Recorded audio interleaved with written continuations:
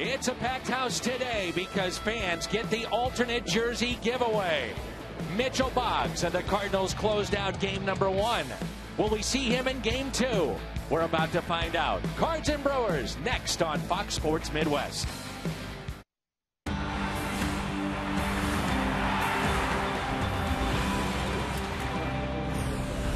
It is a beautiful day for baseball here in the Gateway City. This afternoon, over 43,000 making their way through the turnstiles here at Busch Stadium. The Cards and Brewers in Game 2. And welcome to Cardinals baseball. That's the Mad Hungarian, Al Raboski. I'm Dan McLaughlin, and we are delighted to have you with us for baseball today. Well, Al, when you think about Yadier Molina, here's a guy that seemingly never takes a day off. He's always playing every single inning of every game. Doesn't matter if he's a catcher or at first base. That's defense. What about his offense? He's really come into his own this year. He really has. It's really been a progress of the last couple of years. Yadi is so important with his defensive ability. It's a platinum gold glove winner. And his offense, as he's gaining more and more experience, the average keeps on increasing. When he first came up, he was more of a defensive-minded catcher. Now he is a perfect example of a complete player. And look at that slugging percentage. Look at the average the last couple of years. That's a look at our Toyota keys to the game. The numbers for Molina, Yovani Gallardo. One of the aces for the Brewers gets the start today. The ace of the Cardinals, Adam Wainwright. A look at those two right-handers when we come back. It's baseball on Fox Sports Midwest.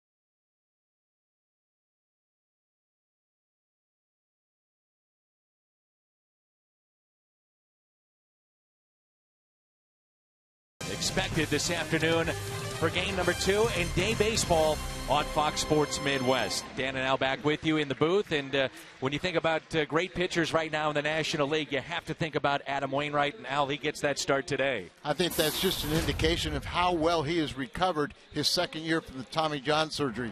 And he's facing one of his favorite opponents.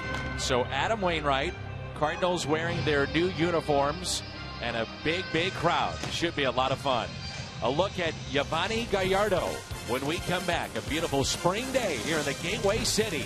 Baseball is coming up.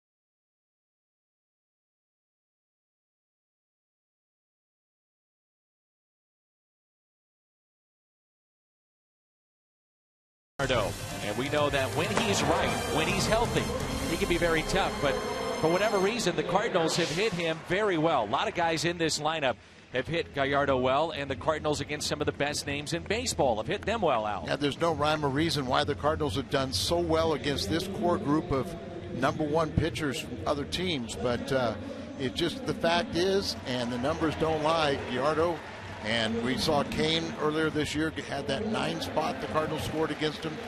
But right now, I think the Cardinals are licking their chops to get a shot at Gallardo. David Freese, 4 for 8 a year ago against Gallardo. Lofty numbers. Baseball, top plays, next.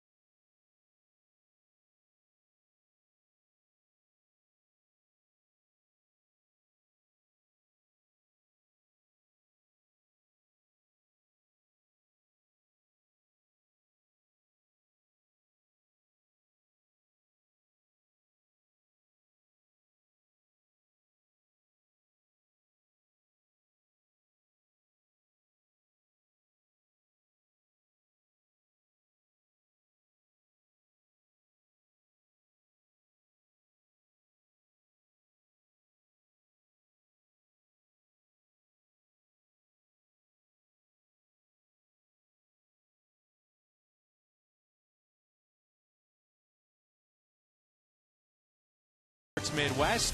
Play a little catch with Dad before you enter the ballpark. The Brewers and the Cardinals in game number 2 of this weekend series. A look around baseball. We call this Spotlight Moments. And he hits one high. He hits it deep. It is out of here.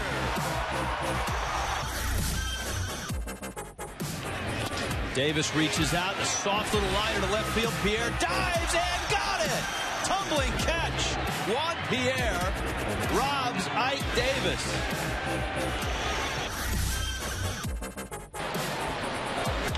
Nava hits one deep and far to left. When it comes down, Red Sox are on the lane. It's gone. Fastball, middle in. Nava, monster seats.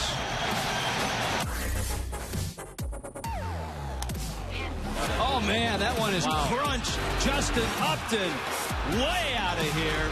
And Justin Upton has hit his 6th home run. And this is game number 7. This is ridiculous.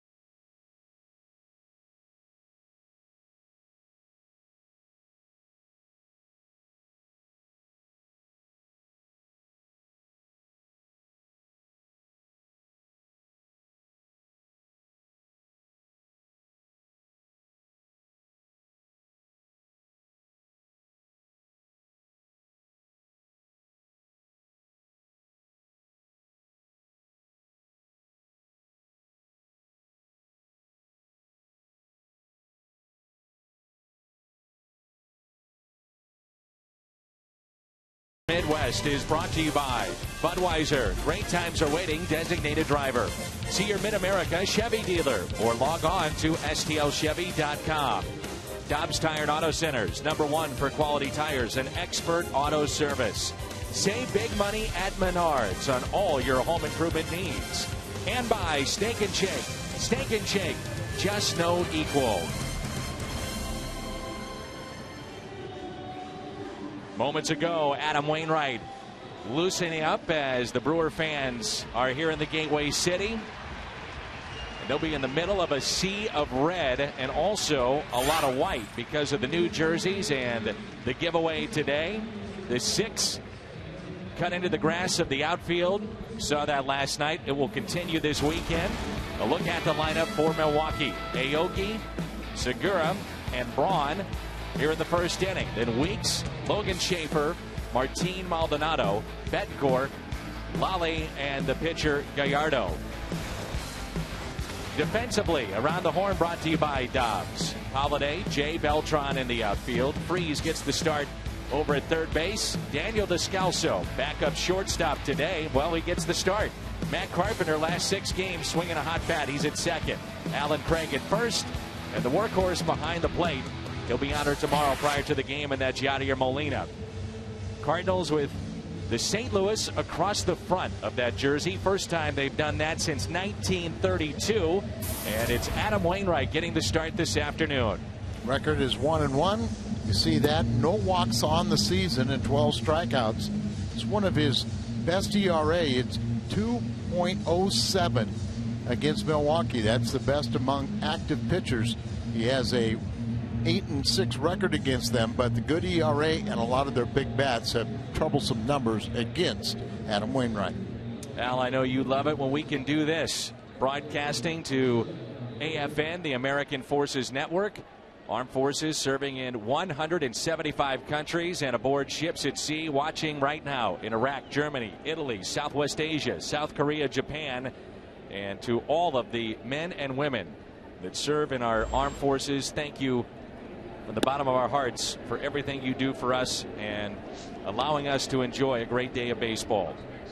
So there it is, the new uniform. First time since 1932 the club has St. Louis across the front of the jersey, and the first time since 1956 something other than the familiar sculpted Cardinals with the birds on the bat have been across the front of the team's uniform. 1-1 pitch to Aoki. Ground ball that's tapped foul.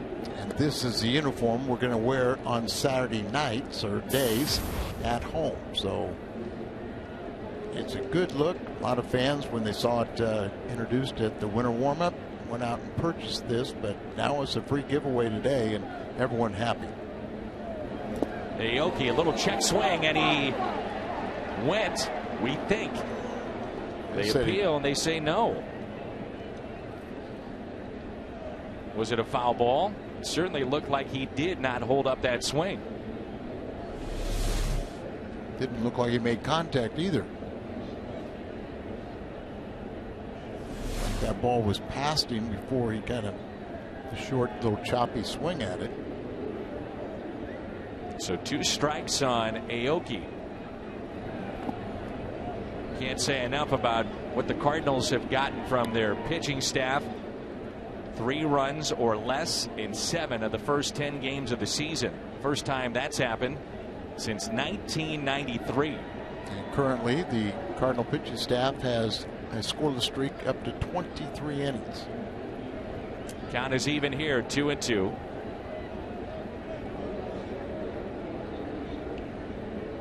Shelby Miller on the left, Lance Lynn on the right. Those two have put together 2 very good starts in this homestand. Shelby was fantastic last night, 17 in a row at one point. I'm kind of curious that a lot of the comments from the Brewers is that his fastball was straight as an arrow, but we couldn't center it. Well, that's late movement, folks. You're right. That means it's not straight. Ron Renicky, the manager of Milwaukee, told me that his hitters thought the ball was coming in at 100 miles an hour because they just didn't see it. They couldn't really locate it very well. He gave up a leadoff hit to Aoki, and he hit a batter. Those are the only 2 base runners he had all night. Here's a 3-2 pitch. Ground ball, second base. Carpenter, 1 away. Well, you keep that familiar birds on the bat. And unique look there. The stitching on one of the players' jerseys. Pretty cool how it's done, huh? Yeah, they also like the piping down the seams of the leg and on the shoulders, the arms, right down the middle, that red piping. I'm a fan. I love it. I think it looks great. Ground ball again. Carpenter gobbles it up, 2 away. This time at Segura. And piping is the red line, if you will, that goes around the neck and then down the front near the button-up area of the jersey. You didn't know I could sew like that, did you? You're amazing. Thank you. Bill DeWitt has been working on this. I'm sure it's like a kid on Christmas morning for the Cardinals president. This is his baby because Cardinals, this has been in the works for roughly 3 to 4 years to put this jersey together, and then going through the final process of how it's all done, get it approved by Major League Baseball. The players sign off on it as Ryan Braun digs in and looks at a strike. The birds are a little bit bigger also. Guys in the clubhouse, our good friend Rip Rowan, who takes care of us. He's been busy.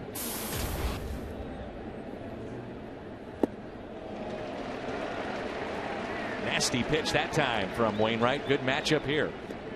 Well, Braun has struggled in head-to-head matchups against Wainwright, and we commented last night, this is a very, very good hitter. He was the MVP in the National League in 11. He had better numbers last season when he finished second to Buster Posey in the MVP balloting. 0-2 pitch from Wainwright, swung on and missed. He gets a strikeout. The new uniforms finally in play between the white lines. Another look, the design, how it's done. No score.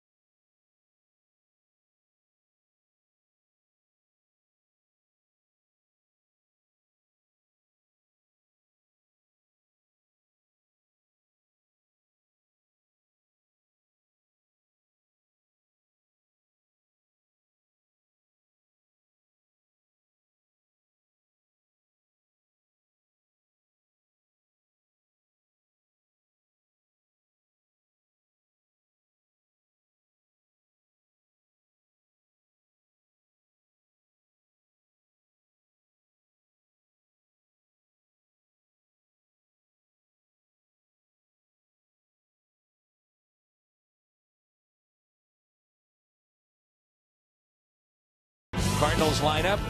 It's Jay, Carpenter, and Holiday, followed by Beltran, Craig, Molina, Freeze, Descalso, and Adam Wainwright, hitless this far. Defense brought to you by Dobbs, Braun, Schaefer, Aoki in the outfield, Betancourt, Segura on the left side, Weeks, and Lally. First career start at first base for Lally. Martin Maldonado is behind the plate. Giovanni Gallardo pitching for Milwaukee. Off to a very slow start. He is the ace of their staff, and he's a good one. They say he pitched for Mexico in the World Baseball Classic, aired it out there, and since then his velocity has been down. That's the risk you run, I think, Al, in having the World Baseball Classic when they do. I don't know if there is a right time to do it, but beginning of the season, you're trying not to interrupt regular season play. And it's so important, as for anybody that witnessed the championship with the Dominican Republic and Puerto Rico, it means so much to their countries. These guys go 100% full out, and they don't leave a lot in the tank. At that time of the year, that's not necessarily the best thing, especially for pitchers. And because all the Latin countries have winter ball, their players can get a jump start. They can go play in the winter leagues. They can even work out with a team or something, where the United States players basically, go to spring training for a week, and then they go off and they have about 3 or 4 days to work out with your team. But I don't know if there's a right format, but it's very important to the commissioner's office to have the World Baseball Classic, in part for the expansion of the game worldwide. 1-2 pitch to John Jay. Ground ball that's hit to short. Segura, one away. It was chilly last night, but today just about perfect. Temperatures in the 60s. Expecting a very good afternoon of baseball tomorrow as far as the weather is concerned. And then the Cardinals head out on a 3-city road trip. Pittsburgh, Philly, and then Washington.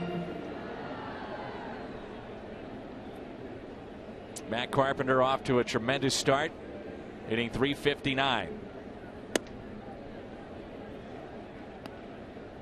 So let's keep an eye on that velocity of Gallardo. He's been around 90, 91 with the fastball. He also has a very good breaking ball when right, when healthy.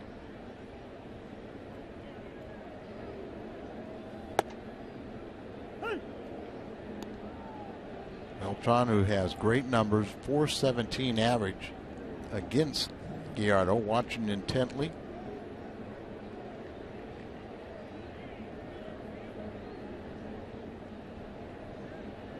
Here's a 1-1. Floats in there at 79 miles an hour for a strike. Good breaking ball there. When healthy, he throws about 93, 94. Hard to believe. 1-9. ERA close to 7 in 14 starts against the Cardinals. His one win was a one hitter, and that's more indicative of the type of pitcher he can be. But for some reason, he just does not pitch well against St. Louis and has a lot of trouble here in St. Louis. He's now made 4 straight opening day starts. That ties him with Ben Sheets' franchise record. Later on this season, he will gather his 1,000th strikeout in his career. Service men and women watching see the number 6 in honor of Stan Musial cut into the grass in center field. Celebrate Stan's life all season, but in particular last night and this weekend. Here's a 2-2 pitch. Strikeout of Carpenter. He didn't like it. The first of the afternoon for Gallardo. Carpenter has a very good eye, and see that ball running away. Easy to save, too close to take. Matt Holliday with 6 hits against Gallardo. 3 of the 6 have been home runs.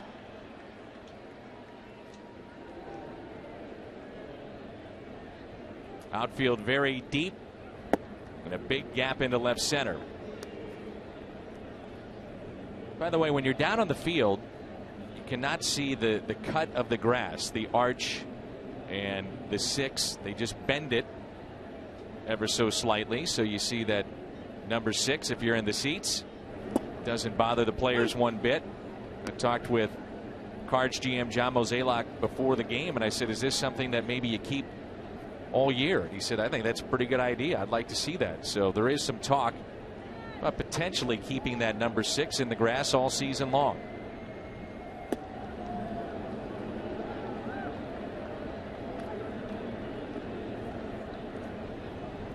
One and 2 the count on Holliday.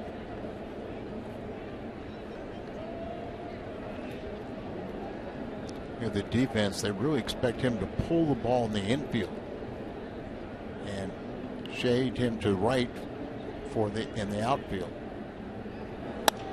Back to him. Gallardo steps, throws, and he makes the play. The Cardinals go 1, 2, 3, and mixed in the middle of it, a strikeout of Matt Carpenter. C.B. Buckner, you're out of here.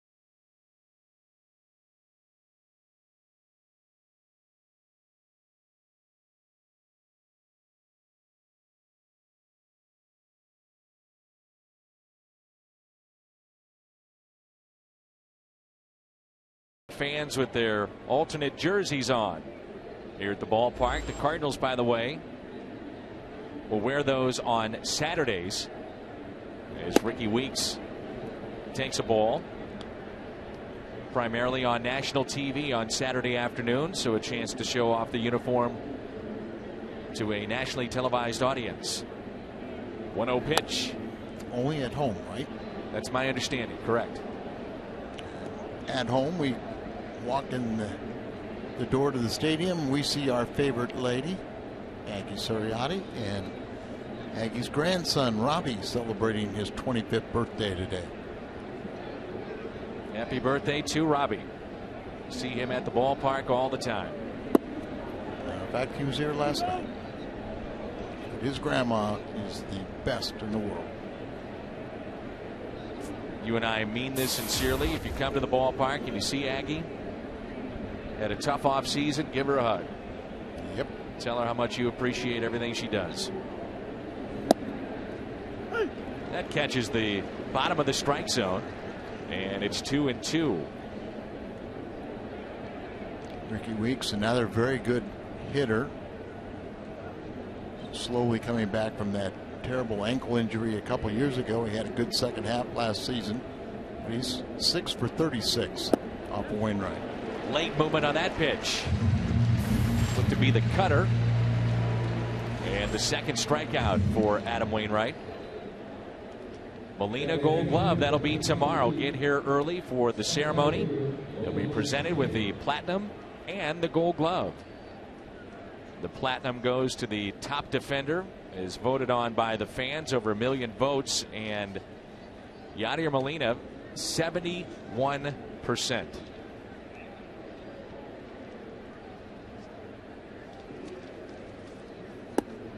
Schaefer looks at a strike. Logan Schaefer at 222. The Plaza Tire Service replay on the cutter from Wainwright.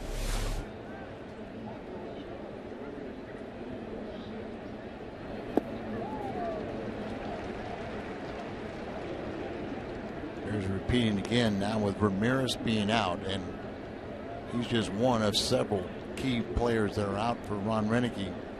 The replacements in the cleanup spot are 1 for 23 with 1 RBI.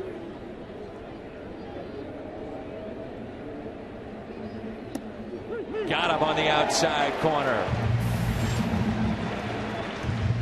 3 strikeouts in a row for Adam Wainwright. Last time out in San Francisco when he won his first game of the year, he had an exceptional breaking ball. We noted his velocity is coming back. Our tire service showing you this strikeout pitch, but he's got the curveball, he's throwing that cutter, changeup.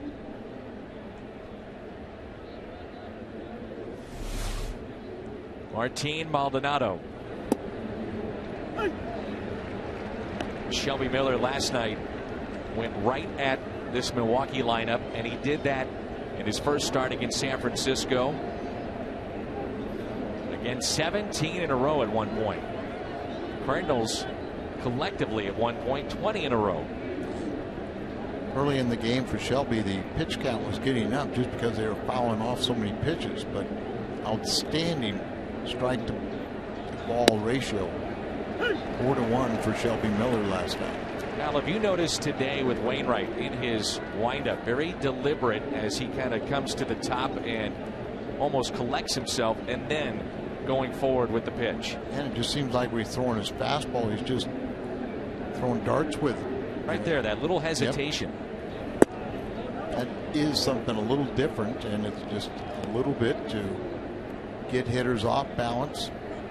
They're used to seeing more of a rhythm, and with that little distinct pause, it's ever so slightly, but it throws hitters off.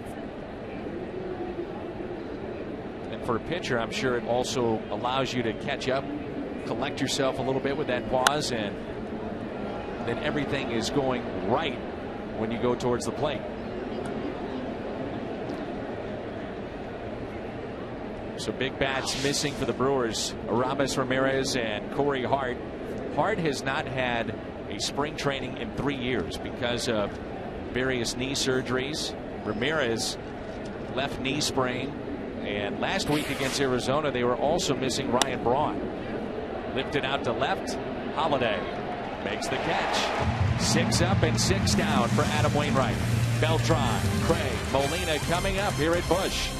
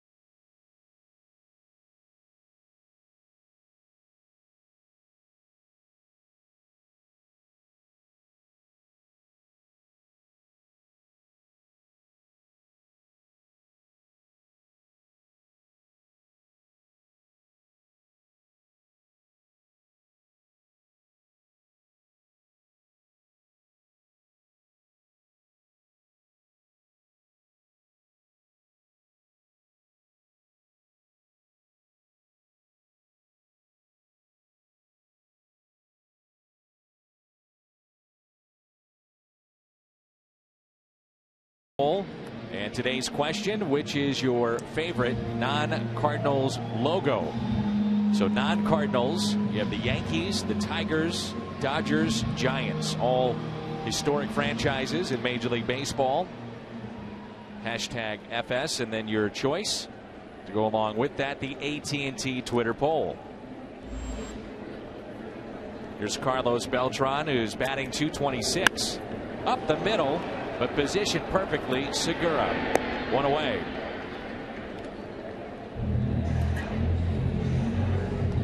Could not have been in a better spot. Yeah, they really like Segura. Came over in the Greinke trade. They kind of questioned whether his bat would be enough. He did come over, and late in the season he hit very well. But I find it really interesting that Betancourt, the third baseman, was tearing up. He went to spring training with Philadelphia, almost hit .500 in the spring, and then asked for his release. They granted it, and then he signed to be a utility player for Milwaukee. He's come back, re-signed with him. And with Ramirez being out, he's getting time at third base. Alan Craig off to a slow start. No homers, hitting .211. 0 for his last 9.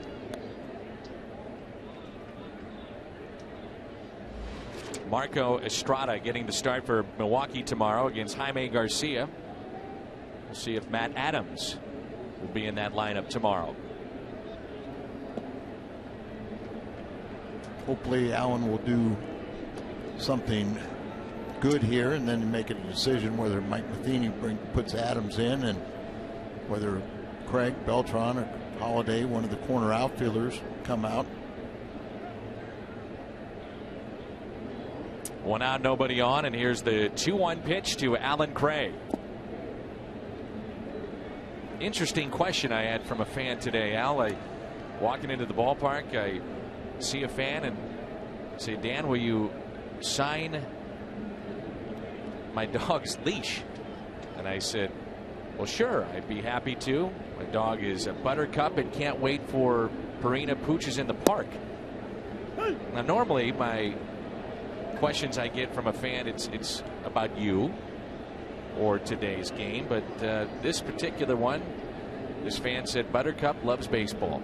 I said, all right, well, we've got Purina the Pooches in the park coming up. Here's a ground ball that is hit to short, 2 away. And so, Al, you being the animal lover that you are, I had to sign it, and move on and meet the big Cardinal fan, Buttercup. I think your answers when the question is about me are a little better, aren't they? Well, the ones I can repeat. More challenging? Yes. More challenging. The ones I can repeat usually are the good questions. Well, see, I taught you right. Sign autographs. Well, sure. Dog's leash, and the dog actually had a alternate jersey on, if you can believe that, and I am being serious. So wherever you may be, Buttercup, can't wait to see you for Purina Pooches in the Park. Will they reunite you and Buttercup for that event? Yeah, no doubt. Get him up here to the booth. 1-0 pitch to Molina. Can't honestly say I've signed any leashes, at least not dogs, but I've been asked to sign numerous things, and sometimes I politely say no for good reason. You'd like to stay married? Yes. Here's a 1-1 pitch. Just missed. I can only imagine some of the requests the Mad Hungarian has had over the years. Smart to decline certain ones. Here's a 2-1 pitch. Spoiled by Molina. Hit out of play. 2-2.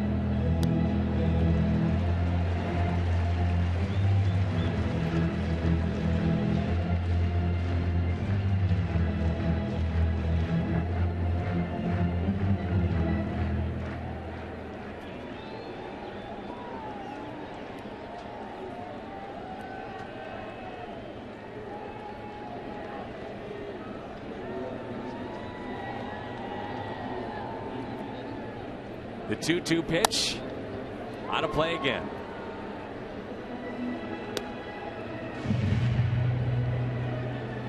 People ask me what's it like traveling with the Mad Hungarian, and I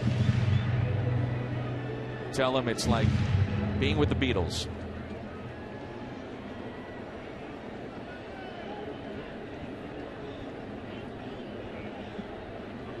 To sneak you in the back way to hotels, Al.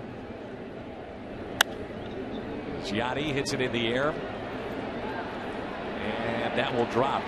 Tell you what, not much of an effort from Aoki, and if he was sprinting, I thought he would have had a chance to make that catch. He was just jogging in as if he had no chance to get it. Well, we saw the same thing, and you never know if he would have been able to catch it, but once again, you never are embarrassed if you hustle. Look where the right fielder is playing also, Dan. Aoki is really playing as a left-handed pull hitter. They have really the center fielder and right fielder swung around to the corner.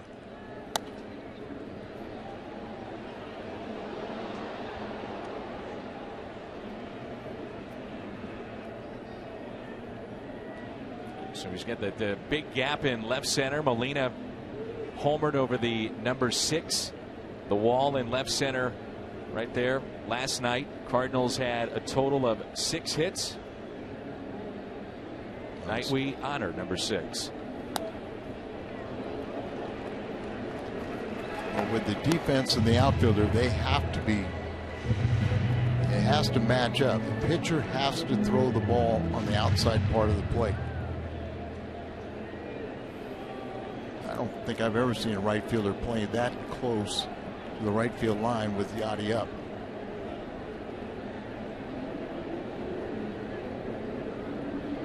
Now they're going to pitch him in. The ball's away.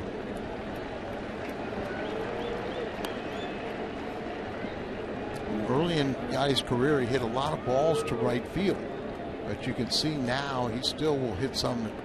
But it's spraying around a little more, and I think as he's increased his home runs, he's pulling more and more pitches. Here's a 3-2 pitch. Molina breaks his bat. Segura On a hop, fires over to first. And the Cardinals go in order. 3 groundouts to short. Scoreless after 2 here at Busch.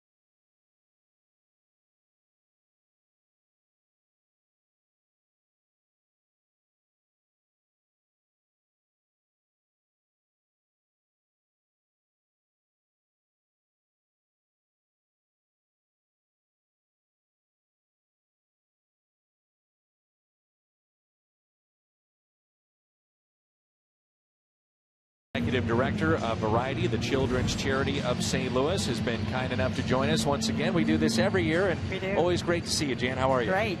Great to be here. Tell us a little bit about the charity and why it's so important that we get the word out about what's happening here in the next couple of weeks. Well, it's really important because Variety Week is coming up, and it's our chance to make sure that 14,000 kids in our community with disabilities have the help they need every time they need it until they're 21.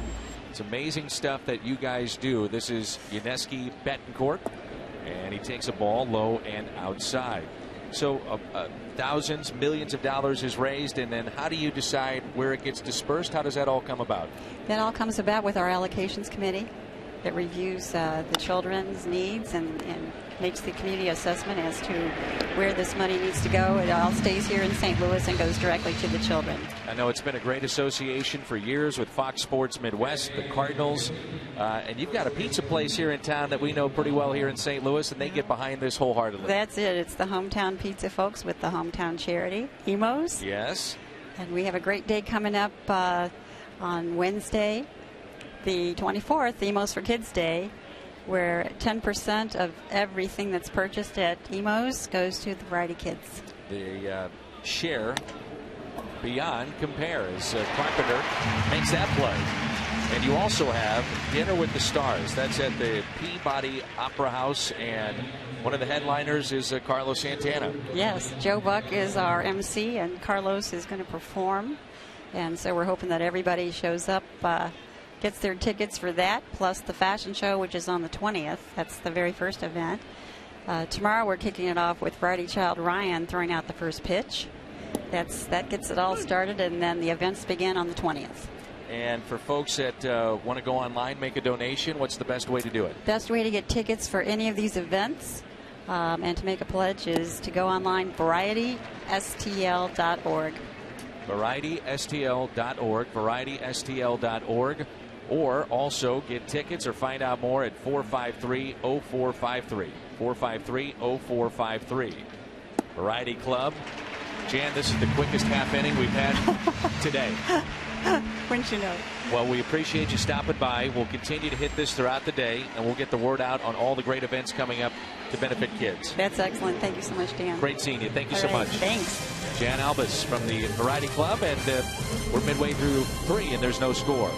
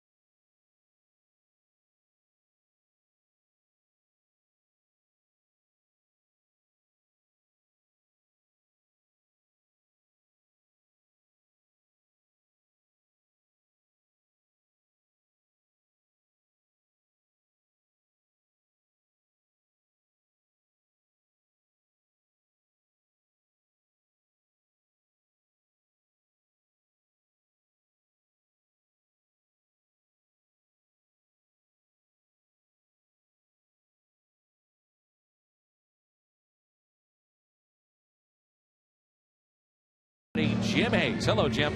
Hi, Dan. Shelby Miller threw a total of 113 pitches last night while delivering 7 innings, a 1-hit ball. He told me before the game his arm feels great. He's actually less sore today than he normally is after a start. He says that's a sign he was throwing free and easy. I asked him if he went home after the game to catch his own highlights on one of the national shows. He said he would have, but he doesn't have satellite. Just moved into a new place. Dan and Allie's hoping to get satellite today. Well, if he sticks around, he certainly will be able to afford it. They pay pretty well at this level.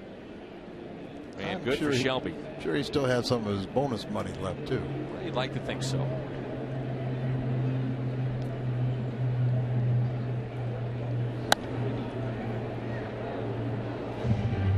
Oh, 2 on David Freese. Got the scoring started last night with a single and an RBI. See, David Freese catches the ball off the bat of Betancourt. Check there and make sure he gets the fingers in the right alignment so he throw it across the diamond in a straight fashion.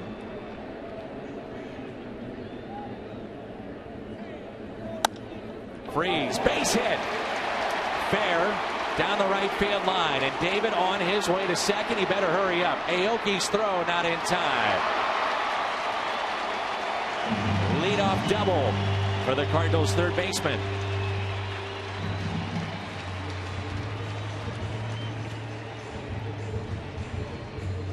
David Freese, 4 for 8 last year. Now he starts that trend again.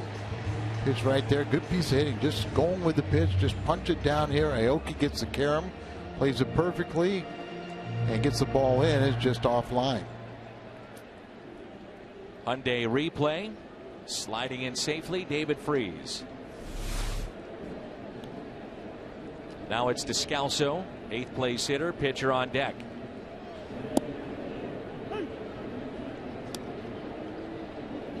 Big happy birthday to Gene Steinman of Webster Groves. Never misses a telecast. Happy birthday to Gene. If you introduce that designated hitter into the National League, it would take a lot of this strategy out right now. What do you do with an 8th place hitter and a pitcher hitting behind him following this leadoff double? What you're referring to is it seems like it's inevitable now that there's an interleague game every day. So eventually you're going to have to, most people believe you're going to have to go to the DH in the National League, and you give up an awful lot of second guessing of the manager. I think it's just a better game all around. What I find interesting is that you have a Joe Torre and a Tony La Russa, guys that have managed in both leagues, and they will tell you on the record, they've said it. It's a better game, in their opinion, the National League style of play, but yet you wonder how much weight that carries from even guys that are headed to the Hall of Fame. You would almost have to say, okay, in 8-9 years, to tell the American League clubs 8 or 9 years from now we're going to do away with the DH. So all those contracts are fair warning when you're moving into the future. Don't sign this guy knowing he's going to be a DH. But the Players Association is going to balk because there's an awful lot of high-priced players that are performing as DHs. The 2-2, a check swing, and Freese advances to third. They appealed on the swing, and they say that he held up. Let's see if Daniel can't drive him in. It's 3-2 now. Take that secondary lead. You see the separation ball from the catcher and scoot on over. A lot more ways to score from third base than second. Draw the infield in. And also remember, too, that Wainwright's a pretty good hitting pitcher. And specifically, I think right now, Al, contracts you'd think about that come to mind would be Pujols and Fielder. Let me ask you this, though. Would a club like St. Louis have a legitimate complaint saying, if we knew that in 2 years we were going to move in toward, or 3 years, the National League was going to have the DH, maybe we readjust our thinking on Albert Pujols, because the Cardinals were probably comfortable for 5 years, but the extra 5 years without the DH, it just doesn't make sense. Yeah, good Handcuffs point. you. Good point. 3-2, pulled to the right side, and Lally saves a run, and Freeze was frozen down at third, so he stays put, and it brings in Adam Wainwright with one down. Just hit that ball way too hard. Usually anything hit to the right side, the runner at third base is going to come home. But with nobody out and this scorcher, Lally comes up, and he's would have been able to fire home, and at least would have had to been a collision at the plate.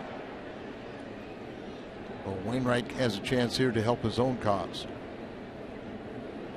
Infield is in. Wainwright is 0 for 5 this year.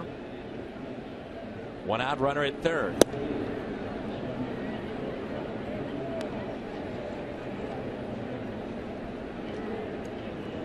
We actually have two good hitting pitchers in this game. Wainwright is a lifetime 200 hitter with 6 home runs.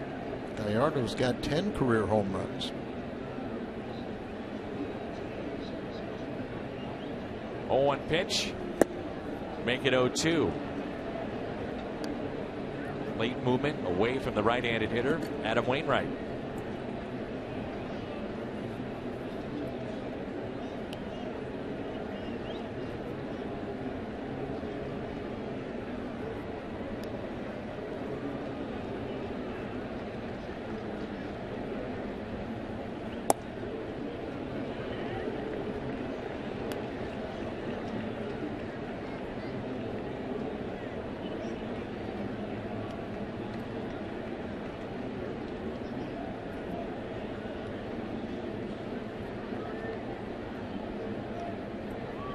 Big gap in left center. And the 1-2.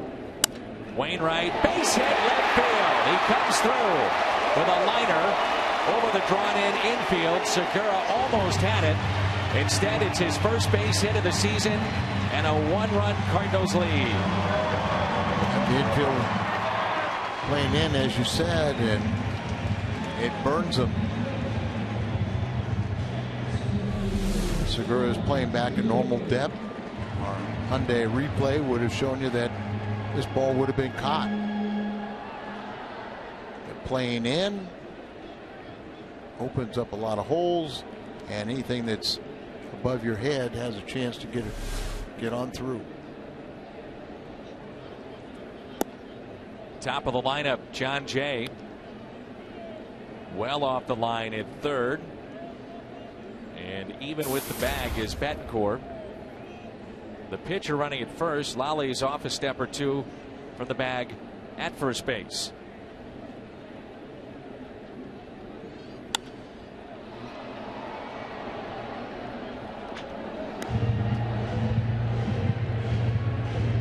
Atlanta wins again. That's 8 in a row. They are 10-1 on the young season, and more importantly, they beat Washington, who's chasing them. They're 3 back now.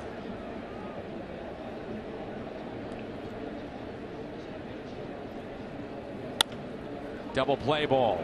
A flip to second. Weeks over to first. Double play. 6-4-3. Adam Wainwright helping his own cause today. After 3, Cardinals on top.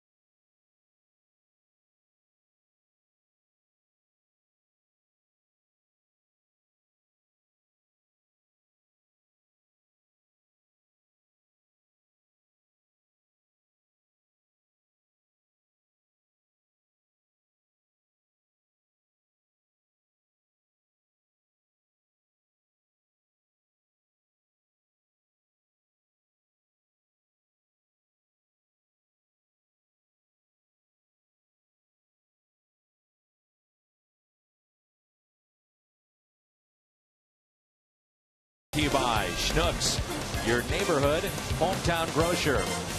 And by Steel, available exclusively at servicing Steel dealers near you. Visit steeldealers.com. Jim Hayes is with us, roaming the stands, digging up the stories for the postgame show. Matt Hungarian, Al Raboski, I'm Dan McLaughlin. Carsoup.com. Email the booth question. Patrick in O'Fallon, Missouri. Go to the groundskeepers, get the arch, and number 6 cut into the grass. Just mow it different ways. It's bent. Bent. One way the shadows go, it just appears that way. Then you turn around and go the other way, and it forms the pattern. Does not affect how the ball may snake on a center fielder on a ground ball. We say that term meaning just sometimes you hit it up the middle, and depending on the surface it'll go back and forth as it snakes to the outfielder, so to speak. Cardinals with a 1-run lead. Little floater out towards center. And a collision, but thankfully nobody hurt as Descalso makes the play. Shorter gentleman won. Lost his hat in the process, but it's tough to communicate on a ball like that because neither one of them actually knows they're going to get out there. So it didn't look like that Carpenter called for it, and obviously he didn't hear it if Descalso did.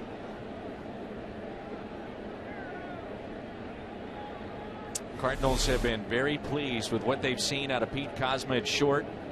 Enough so that Ronnie Cedeno released in spring training. The emergence of Matt Carpenter, and a way to get Descalso more playing time is use him as a backup at short. As Segura looks at strike one. It was really a win-win situation for the Cardinals because Carpenter proved he could play second base, but Descalso did nothing to lose the second base job. And that's why we've seen at times Carpenter play at third base when Freese was out in his normal position, and Descalso stay at second base. And then in this case, Descalso can play shortstop, makes his versatility that much better. And Oquendo just recognized as one of the absolute best at infield instruction. 0-2 pitch. Segura, a little tapper over Wainwright. And Descalso, no chance to get the speedy Segura down that first base line. So the first base hit, an infield hit for Milwaukee. MLB.com at bat, the #1 source for live baseball everywhere you go. Available for iPhone, iPad, Android, and BlackBerry 10. Cardinals baseball, wherever you may be. Text at bat to 31826 or visit Cardinals.com.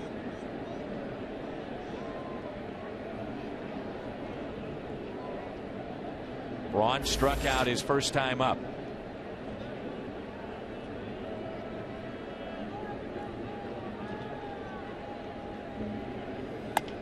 Wonder if Ron Renicky would want Segura to run, especially with their lack of some of the bigger bats in their lineup because of injuries.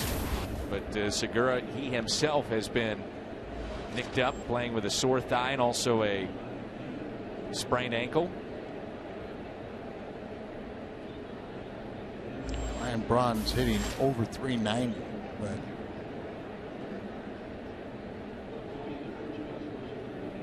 he is really not, in our estimation, really not 100% either.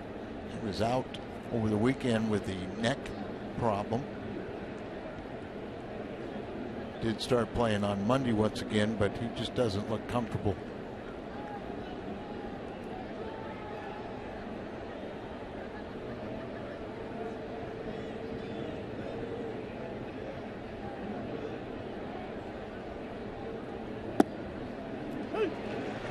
One and two on Braun. When Braun missed time, it was with a sore neck. You wonder if that is still bothersome right now. I'm sure it is, just by the way we've seen him swing. Look at that, 9 for 47. Ryan Braun against Wainwright. Outfield is deep, and here's the 1-2 pitch.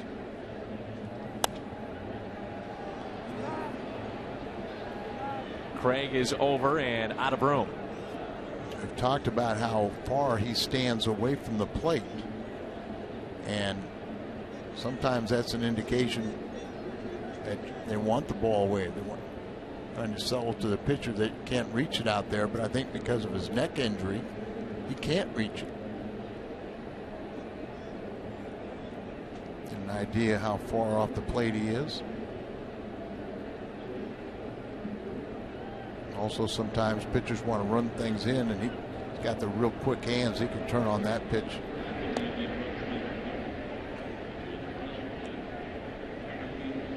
They have Holiday really playing off the line in left field. And then you see Beltran playing fairly close to the right field line. They're shading towards right in the outfield.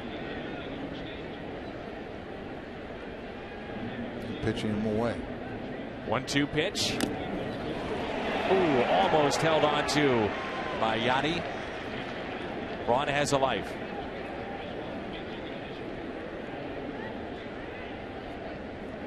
Yachty's kicking himself for not catching this, but foul tip. Watch him trying to juggle it.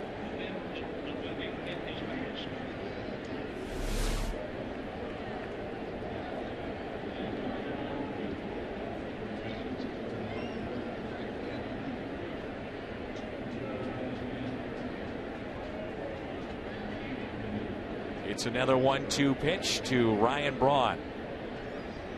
Runner at first, not going, and it's swung on and missed. You see that Braun, so unlike him after what we watched last night, and he has struck out twice against Wainwright here today. But let's not take the credit away from Adam. He's one of the best in the business. And he has, when you look at the head-to-head history between Braun and Wainwright, Wainwright has won more of those battles, but I think we do know that with all the other injuries the Milwaukee Brewers are having to play with, that Braun is out there trying to help his teammates and not at 100% or anywhere near it.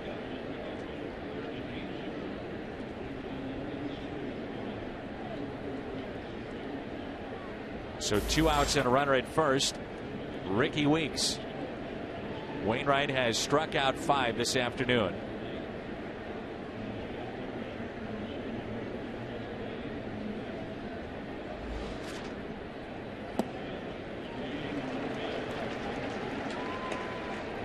That pitch right there has been awfully effective today. It's a cutter.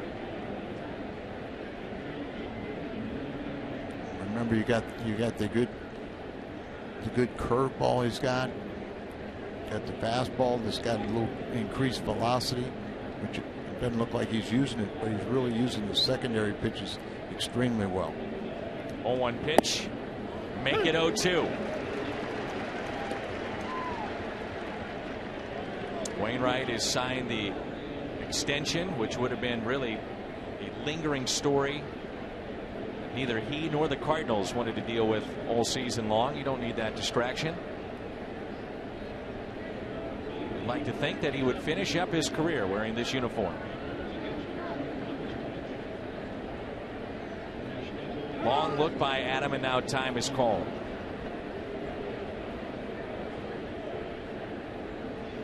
Just in the last 2 at bats, Braun and here with Ricky Weeks, you notice how Wainwright Al varies up what he does to the plate, and it does disrupt any kind of rhythm that a base runner might want to get into to try to steal a bag.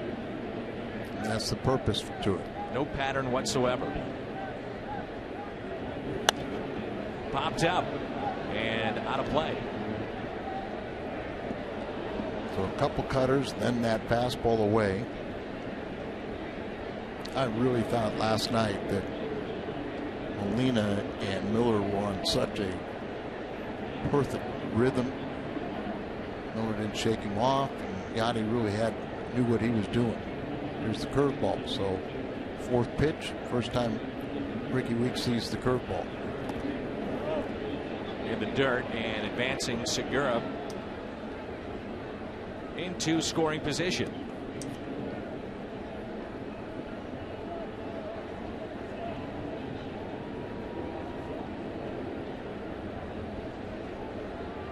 I am a fan of the new uniforms. I like them. I still think the traditional uniform is the best, but I do like this variation. On 1-2, Weeks strikes out. Back-to-back Ks for Adam Wainwright, and that is 6 today. 2 of the 6 have been against one of the best in baseball, an MVP candidate in Ryan Braun. 1-0 midway through 4.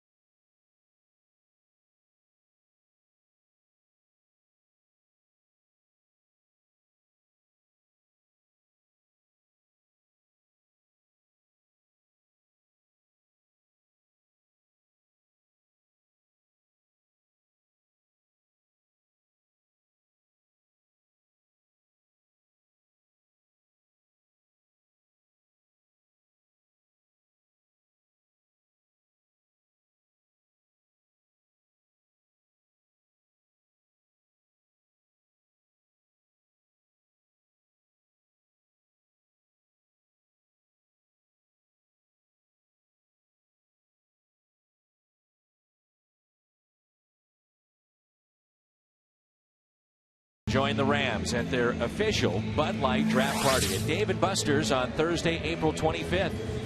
Hang out with the players, cheerleaders. Rampage will be there as the Rams select their next generation of stars. For details on the free event, head to stlouisrams.com/draft.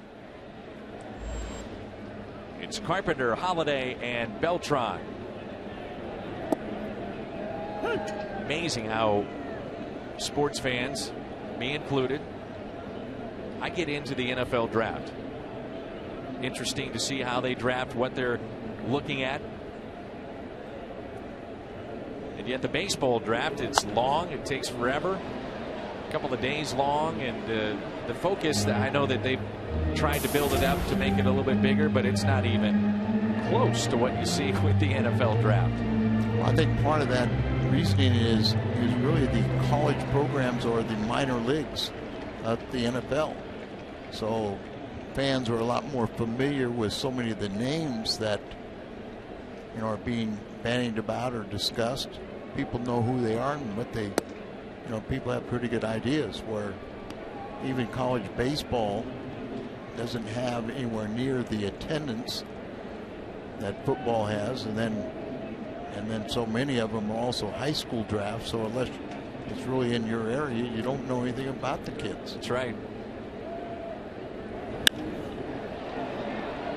Jam shot out to left, and Braun is there, makes the catch. Carpenter is 0 for 2.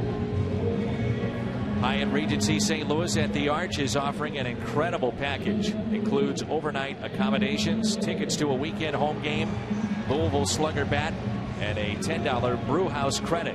Book today at 314-655-1234 or visit stlouisarch.hyatt.com. Hyatt Regency St. Louis at the Arch, you're more than welcome.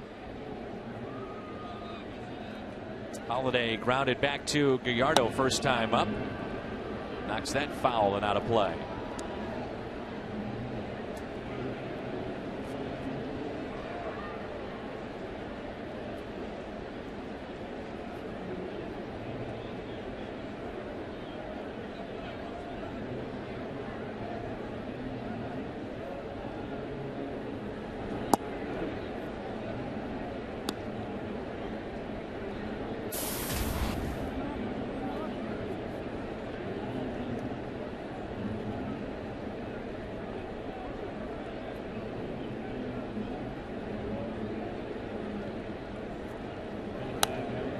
1-2. Get the feeling that watching both these pitchers, we're settled into another pitcher's duel here today. I don't think there's any doubt, and pretty much what was advertised.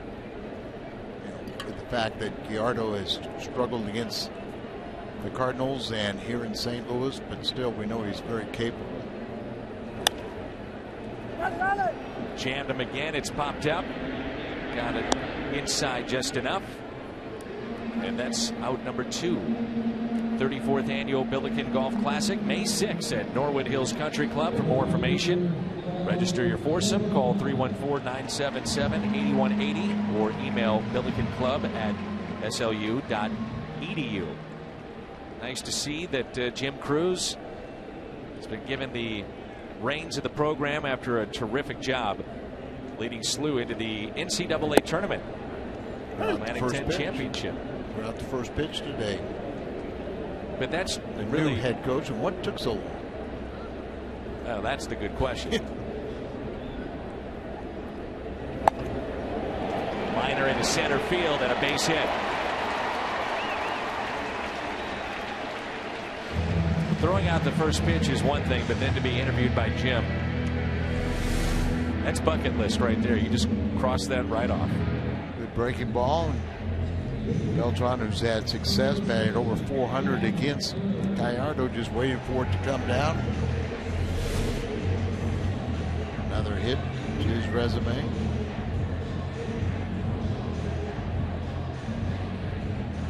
Six for 14 with a home run. Gotta get Alan Craig. We aren't used to seeing him in a little stretch, downward stretch. He's 0 for his last 10. Craig bounced to short first time up, 0 for 1. Fastball catches the outside corner.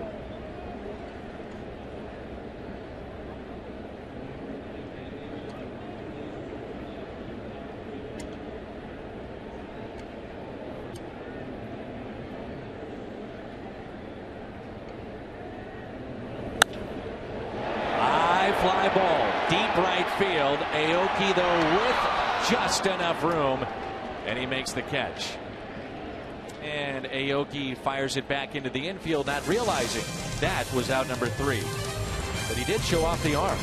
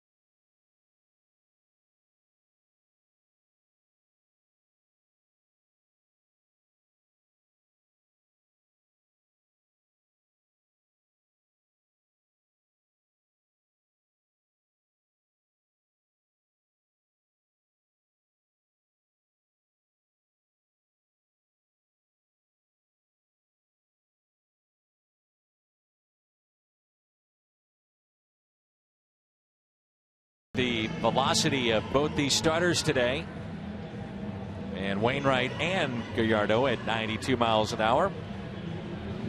Talking with the scout the other day about the Cardinals pitching staff. No runs allowed, by the way, in the last 26 innings.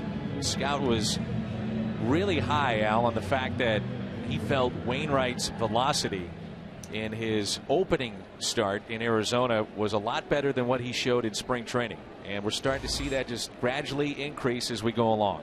And I really get the feeling today that he is really backing off on his fastball. It's 92, but I think he's never really exerted it. So where he could throw 93, 94. And that's going to be pre-Tommy John surgery.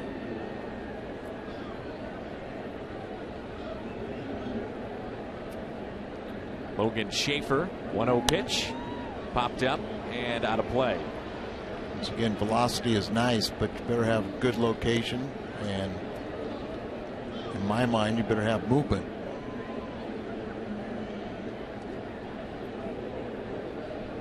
Oh, he's kind of just throwing so many breaking balls, be the curveball here, and then using the fastball just to kind of surprise people.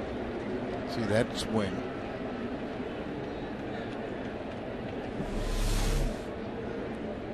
Good curveball, bouncing it up there, and you get a hitter swinging at it because he saw it at shoulder level to begin with. And shadows are going to be a factor. Got him at strikeout number 7 for Wainwright. Schaefer, first time was caught looking, this time swinging, and he's been carved up by the veteran Adam Wainwright both times. Young, inexperienced hitters are going to be very vulnerable to Adams' curveball. There it is. He has that finger pointing straight up. You would think you would be able to see that and be able to interpret that it's a curveball coming. There's a fly ball out to left center. Jay is on the move. Diving. Oh, he held on to it. Snow cone catch by Jay in center field. Right about the snow cone, because that ball started to pop out and he got it right at the top of his webbing and able to hold on to it. He's playing a bit into right center. Look at the crowd right here. They love it. So it's a long run for him. Lays out, and you can see an awful lot of white with that black glove. We were kind of critical a little bit about Ryan Braun. Remember last night? It was very instrumental in the Cardinals' first run as he caught a ball nearly head high and then dove. And when he made contact with the ground, the ball popped out. Make a case that was the difference in the game. At that time, it certainly was. Well, until the home run by Yachty. Yeah, Yachty home run, but I don't think Jay's going to get to this one. Right center, in the gap and to the wall. Betancourt trots into second base with a 2-out double.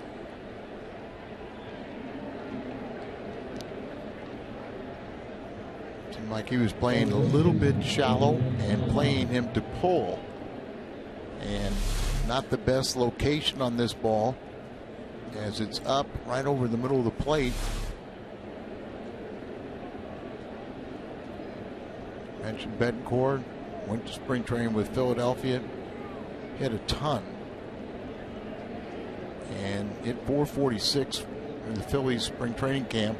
Asked to be released so he could re-sign with Milwaukee. Well, you've got the pitcher on deck, but as you noted earlier, he can swing the bat, and you'd love to get the 8th place hitter right here. Blake Lally, 2 outs, runner at second. The 0-1.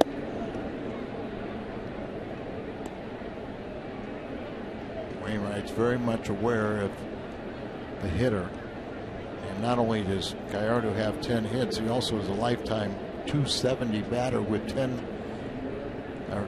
home runs and 17 doubles. The 1-1 pitch. Breaking ball lifted out to left, and Holiday is there. Makes the catch.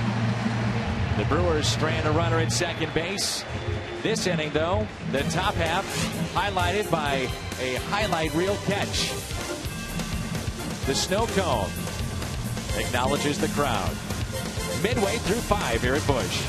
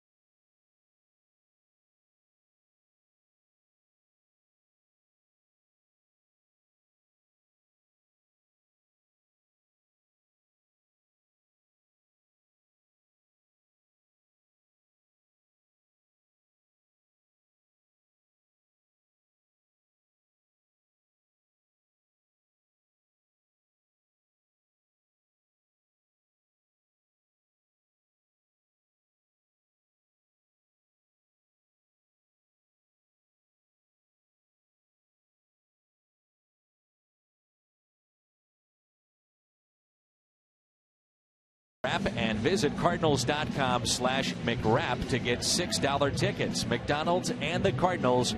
Fresh is in season. Afternoon baseball here at Busch Stadium. Weekend that we honor Stan the Man. Passed away at the age of 92 this offseason. His family was here throwing out the ceremonial first pitches last night. I thought the ceremony, Al, was not overdone. It was a celebration of his life, and as it was explained by John Hewlett, the script that he read down on the field, there's been so much done for Stan over the years with the statue and the number retiring, and list goes on and on. But why not bring in the fans, let them take home a harmonica and take in a celebration of his life? I thought it was well done. I thought it was exceptional. And when you said it wasn't overdone, you know, it had to think about it for a second, and absolutely not. I mean, I think people were clamoring for more, and it ended at the right time. Exactly. And I know after the game, when I went down, very respectful. Yes, and when I went down in the elevator, a lot of Stan's family were down in Aggie's office, and I know they were very, very touched and very appreciative of the Cardinals. To say it was one more thing that the Cardinals do absolutely first class. They have a poll here at the ballpark. What is your favorite jersey? The classic white, the new alternate, or the 80s powder blue? You know which one? The powder blue. You know who wants to wear those again? Who? Specifically, guys have said, two guys, prominent members of this team, love the powder blue. Matt Holliday being one, and David Freese being the other. They say they love the powder blue of the 1980s. Well, the problem was, I guess I was with the club in '77 that had them. They were called Victory Blues, and we didn't win. So I kind of have a protest of that uniform. It was also the year with Mr. Rapp. And as you said, there's a lot of things that are blurry for Al in the 70s. Here's a 3-2 pitch, and he got him. Yeah, they knew it. Good pitch right there. Sure was a 3-2 breaking ball, and it froze him, and that's the second strikeout.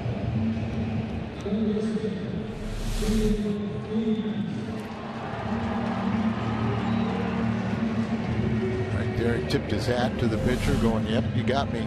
Now he doesn't strike out much, not fooled very often. Ted Simmons used to do that. Pitcher get him out or something, he'd tip his cap to him.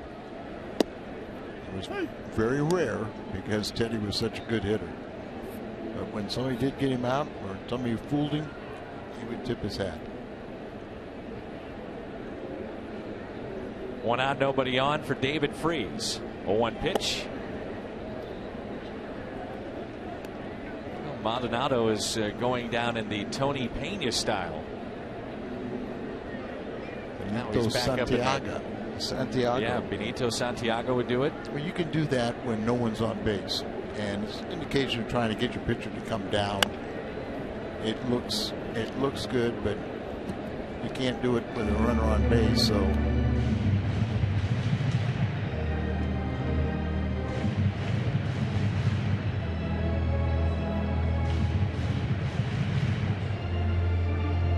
tweeted out a photo of you, Al, holding up the alternate jersey, the giveaway, and fans not only acknowledging how handsome the jersey is, but you as well.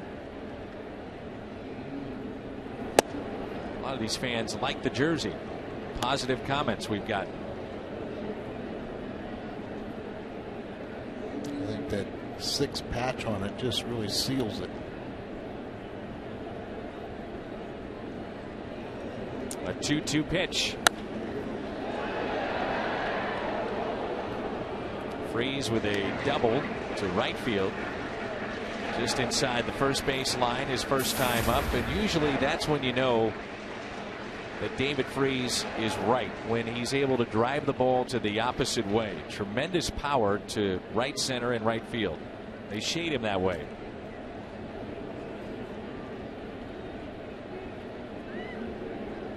Here comes a 2-2 pitch.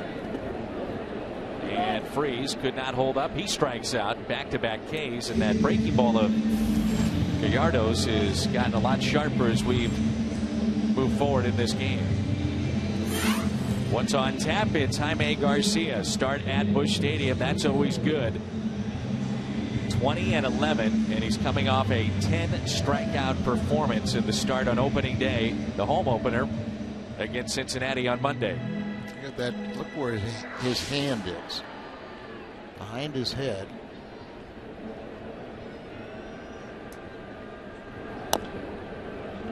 Long way to go to get to its release point, doesn't it? Looks like it hurts.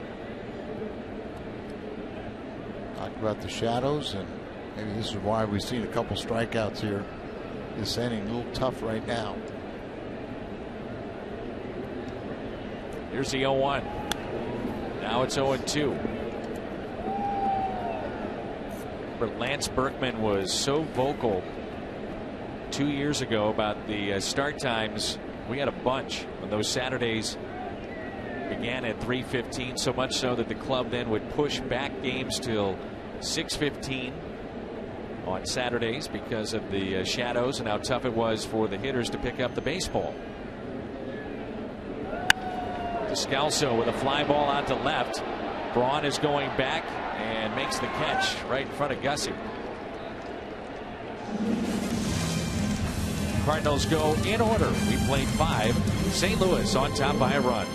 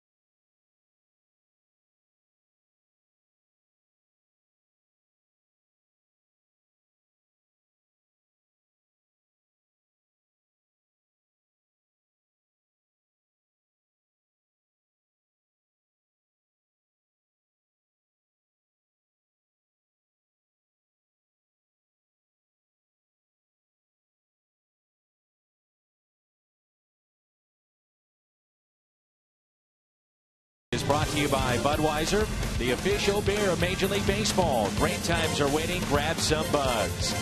And by your quality Ford dealers.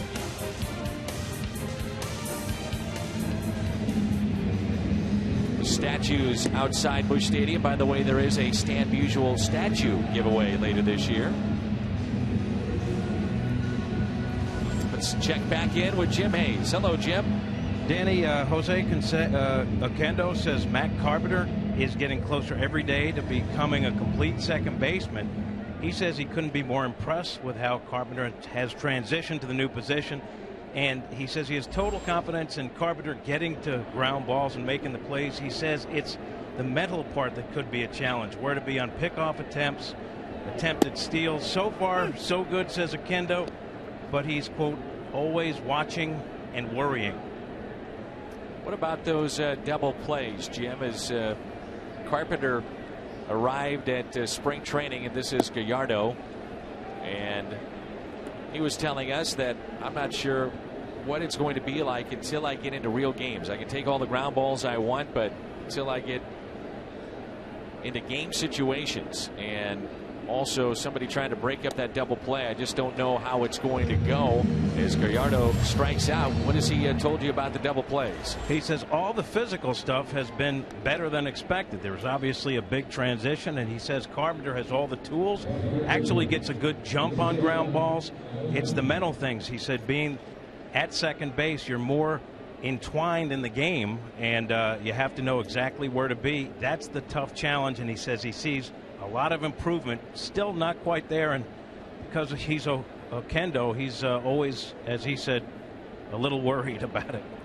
And Al, as Aoki, top of the lineup, digs in. Ground ball, Carpenter right on cue to his right and makes that play. Didn't backhand it. He was able to get in front of it, but this transition for Matt Carpenter, it just seems to have gone a lot smoother than the one we saw with Skip Schumacher. Well, the one thing that Carpenter had the advantage is he was an infielder, and he's added the outfield play to it, so he was a natural third baseman. The most difficult is for what Skip Schumacher had to do, and that's go from outfield to the infield. You'll see a lot of infielders that can make the conversion and become outfielders, but very few will be outfielders and convert to a second baseman like Skip Schumacher did. And he also has the advantage of his dad's a high school baseball coach. So, you know, his dad had the ability to, work with Matt Carpenter. And let's don't forget that Matt had to put in all the hard work, but he had people to help him out. 2 balls and 1 strike on Segura. Singled back in the 4th, then was left stranded after back-to-back strikeouts by Wainwright. Adam has struck out 8 this afternoon.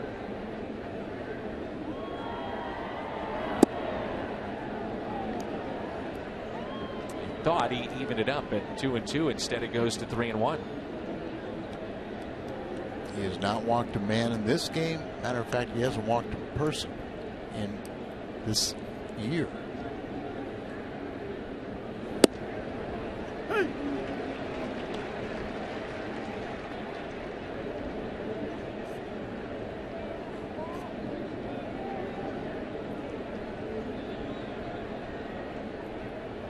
Full count. The second place hitter in this lineup for Ron Renicky. It's the curveball, little tapper, and Molina pounces on it and makes the play. Stretching at first, Alan Craig. Wainwright leads it off when we come back. Cardinals on top by a run.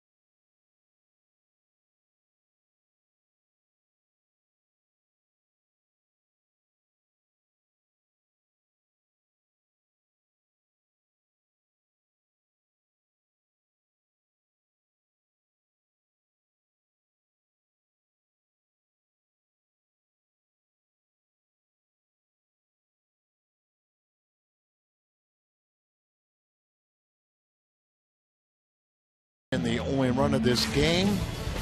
It's his first hit of the year, first run driven in, and it's a 1-0 game. But the real story is Adam Wainwright on the mound. He has 8 strikeouts, and 6 of those 8 have been 3, 4, and 5 in the order. So Adam Wainwright's career high in strikeouts, he's reached it 3 times, is 12, and he's off to a good start here today. Wainwright at the plate. We were talking about the DH earlier and the chance of that coming to the National League. 0-1 pitch. Segura, outfield grass, the high throw, and Wainwright is safe. Hustling down the line. You can always help yourself, and once again, he'll get a base hit out of this because he hustled. And deep in the hole, and Segura has to go a couple feet into the grass. He throws, it's high. Would have got him with a good throw, but I think the fact that he has to go to his right, and that Wainwright hustling, we'll see how they scored, and I wouldn't have any problem if they gave a base hit to that. You know, Wainwright was a wide receiver in high school, could run a bit. We just saw that there, and one of Al's favorite lines is, you never embarrass yourself if you hustle. Sometimes pitchers, and in this case, you know, Adams the pitcher of record, so if he was comfortable with a 1-0 lead, he could have coasted down there. But I like his idea of just running hard and having it pay off. Jay slicing one out to left. That is down. Over to get it, Braun near the sidewall, and Wainwright stops at second base. Well, this is an item so popular that the Cardinals have brought it back for a second date. And it's the 2006 World Championship ring. And what they found on the ring in 2011, gave it away last year, people were wearing it. And you might remember in 06 when they gave out that ring, you couldn't wear it. So this one is a wearable ring, and it is very close. I gave Al a replica ring yesterday to give to his grandson. And I'm sure Westland will love that, but it's very much identical to the one that the players got in 2006. Carpenter bunts it into the seats. Real quickly, because I know it's not the appropriate time, but did you see the ring set that has been available through the Closest Match? I have. Store? I have one. Wow, I have 3 currently, because I bought the first one and was so impressed with it, I bought 2 more to give out as gifts. It's very nice. It really is nice. It's maybe not in everyone's budget, but if it is, and you have a Cardinal fan, that's a great item for it. Pressure on the defense here. Corner infielders are in. Nobody out. Runners at first and second. They start to stretch the bullpen for Milwaukee, and now Carpenter's hit by the pitch. Gallardo not arguing as to whether or not he tried to get out of the way, and no argument from the bench of the Milwaukee Brewers. I'm a little surprised at that. And so the bases are loaded. Yeah, just, you know, he didn't move into it. He did very slightly back away, just ever so slightly, but you know, it's usually you get you're caught if you move your arm into it, and they can, even though a ball hits you, they could rule it you know, a ball. What a chance here for the Cardinals as Holiday digs in with the bases loaded. Nobody out. Holiday today is 0 for 2. 3 career home runs against Gallardo. Up the middle, base hit. 1 run is in. Here comes Jay. They'll wave him home. It was bobbled out in center. 2-run score, and it's a 3-run lead for St. Louis. And now Gallardo's lucky he still has a head. And Schaefer came in on that ball. Logan bobbled it, and that guaranteed the Cardinals would get not only Wainwright home, but John Jay home. And now a little stalling tactics. Pitching coach will come out, but watch how close this is to Gallardo's head. Wow. production coming off the bat of Holiday. He hits the ball harder than even when Pujols was here. The velocity coming off of Holiday's bat is a lot greater.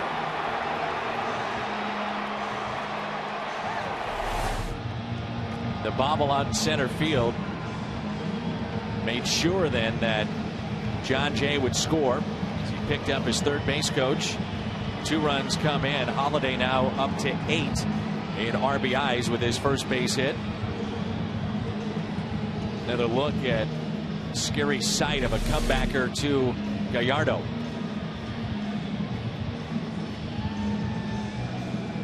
You can see the way his follow through. It takes a while for that glove to get back up, and that's just the toughest thing for him to do, is get that glove up to protect his face, and it was just missed him by a couple inches, but he heard it. In steps Carlos Beltran, and this is where he's had great success this season. Overall just at 242, but runners in scoring position near 800. Batenhop, the right-hander, warming up.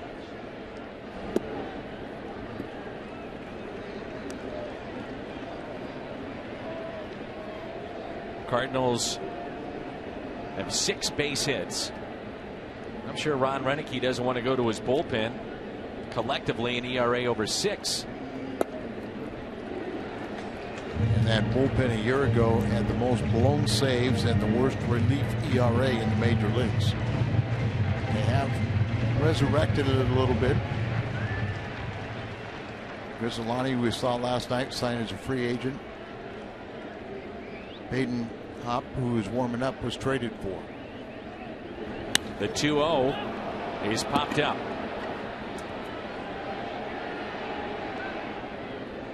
And the catch is made.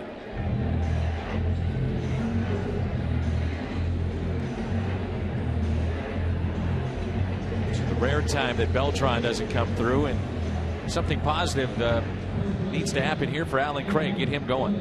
Well, this is Alan Craig's time. Runner in scoring position. He was the best in the National League, 400 average. See, this year, even though he's 0 for his last 10,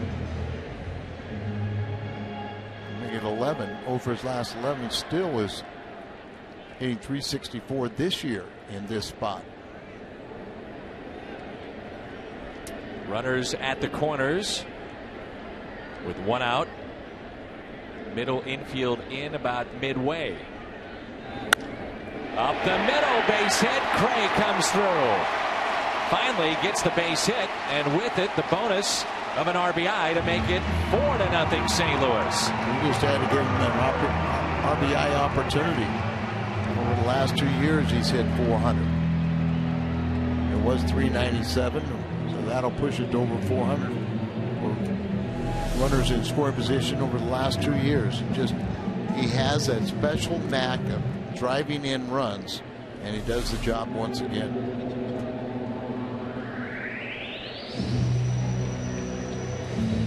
Four hits in the inning. Also a hit batsman in Matt Carpenter, and that knocks out Gallardo. The offense comes alive here in the 6th. 4-run lead.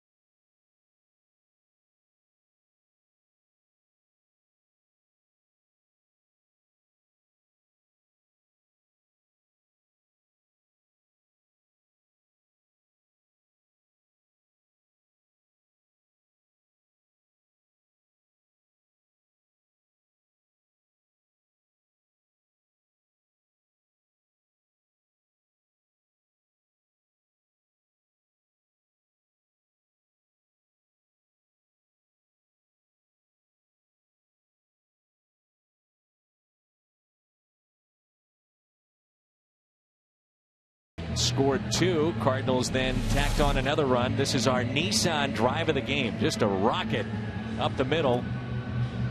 And Holiday now up to 8 RBIs this year and a 4-run lead for Adam Wainwright.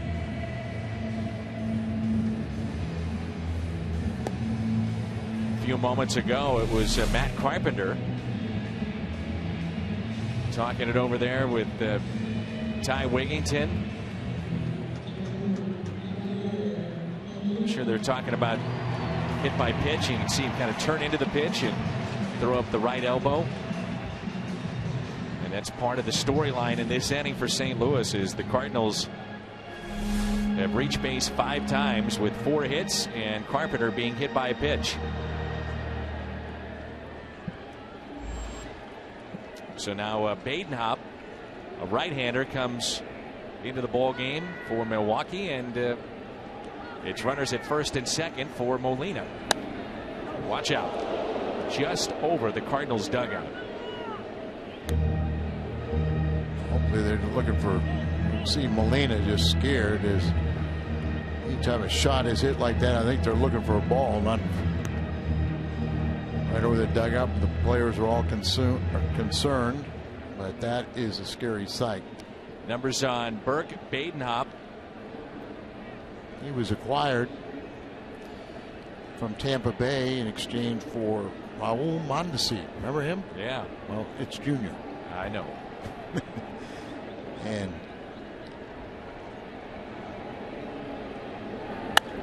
ground ball right side, base hit. Holiday being waved in. Aoki's throw will go into third. It's cut off. And the Cardinals keep on rolling here in the 6th. It's 5-0.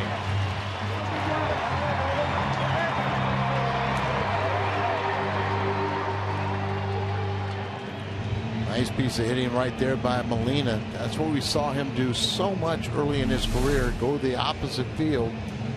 This is a ground ball pitcher, and he gets on top of it. He's trying to deliberately hit it to that side.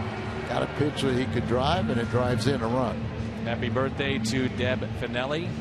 Never misses a Cardinal game here on Fox Sports Midwest. Happy birthday to Deb. Here's David Freese. Badenhop 6'5", 220. Went to Bowling Green University. His wife went there. His parents went to Bowling Green. Not Bowling Green, isn't it?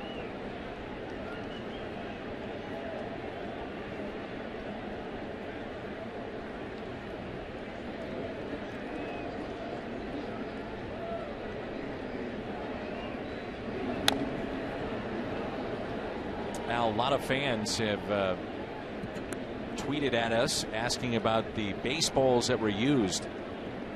Ball game last night completely sold out, is our understanding. Is Mike Gonzalez, remember how nasty he used to be with Pittsburgh, but those baseballs are sold out, and even the game used balls. Talked to Pat Daly over at Cardinals Authentics, the ones that were in play and then authenticated, those have already sold out. So not sure if they will try to make some more and get them available for fans, but at this point sold out as Freese strikes out.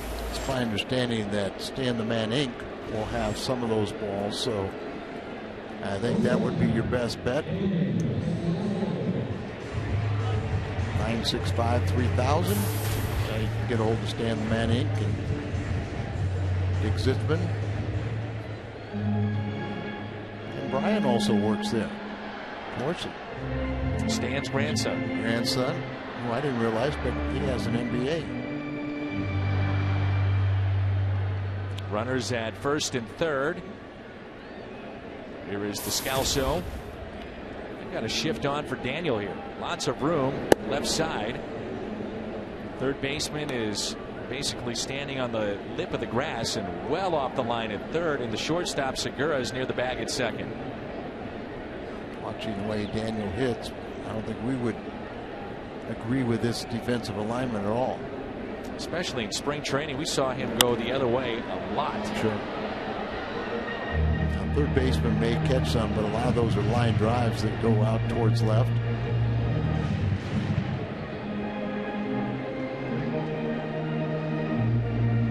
shortstop is positioning. I just don't agree with that at all. But I'm sure their defensive charts, that's what their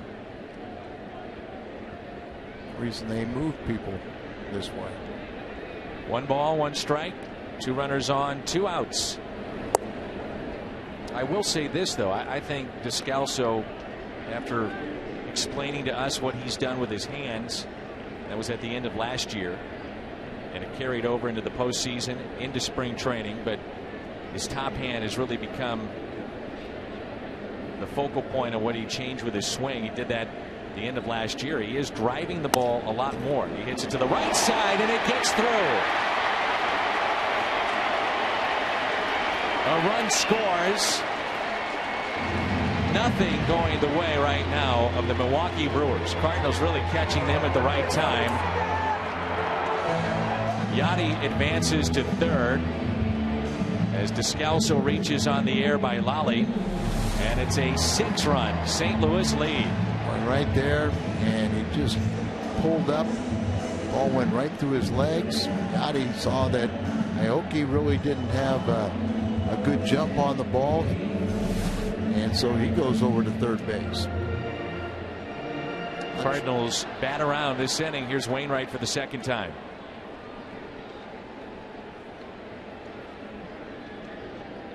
All started with Adam. Base hit, run scored. Wainwright up the middle for a base hit. It's 7-0. Adam, his first RBI of the year. Wainwright 3 for 3 in this game with 2 RBIs, and say he helped his own cause.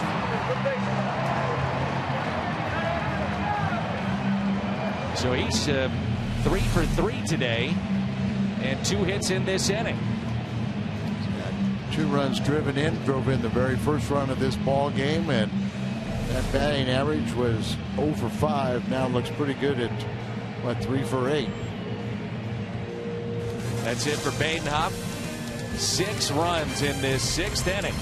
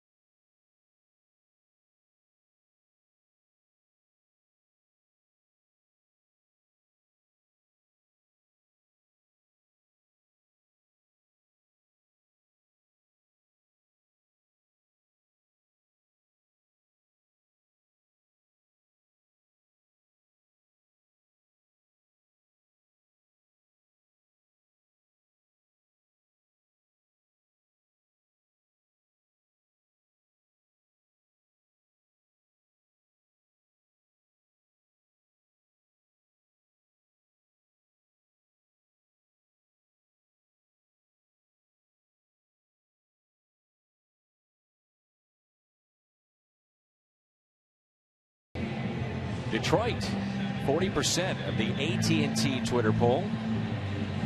The iconic logo of the Yankees at 17%. Dodgers and Giants also there. Adam Wainwright was saying to us in spring training one of his goals was he would love to win a Gold Glove. Why not mix in a Cy Young? Why not mix in a Silver Slugger? Well, he's got 3 hits today, 2 in 1 inning, 2 RBIs. Well, we know Barnes, Jewish difference maker. It's a 3-hit game, his second career. Now he's doing it all. He's pitching a shutout, 2-hit shutout. Here's Jay. People forget because Adam Wainwright missed the 2011 season, with the Tommy John surgery. But when you talk about the ERA leaders since 2007, he's third on that list. That's a base hit out to left. Here comes another run.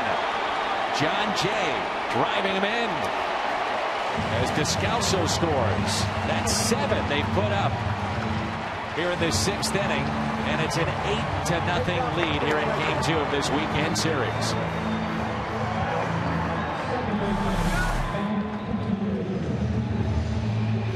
Gonzalez held left-handed hitters to 179 average, but he didn't leave the ball up like that. Remember, Mike Gonzalez was a hard thrower at one point in his career, and then he's dealt with arm issues last few seasons. He was with Washington a year ago. That pitch at 78 miles an hour. When he was with Pittsburgh, he was very, very good. He had a couple of solid years with the Atlanta Braves. He's also spent time in the American League with Baltimore and Texas. It was filthy when he first came up with the Pirates. You bet.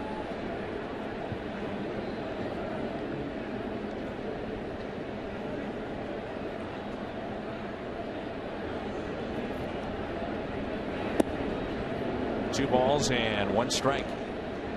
Talking about the kind of the mess what's going on with Milwaukee with all the injured players and problems in their bullpen. Axford is warming up in this game. Axford started the year as the closer for Milwaukee. I'm sure Ron Renicky is trying to get him into a spot, non-pressurized situation. Obviously not a save situation, but just trying to get him the right page and going in the right direction. It's tough when you got a guy that's pitched so well.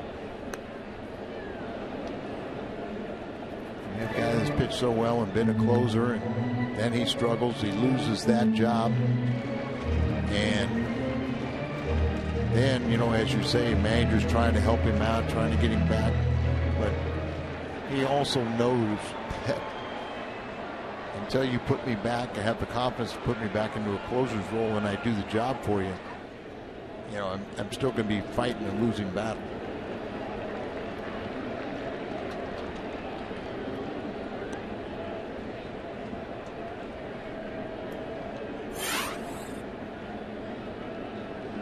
Mott, Marmol, and Axford, the closers in the Central, were front and center for their teams, but now one of them on the shelf, and Jason Mott will know more on May 1st. Marmol removed, Axford removed.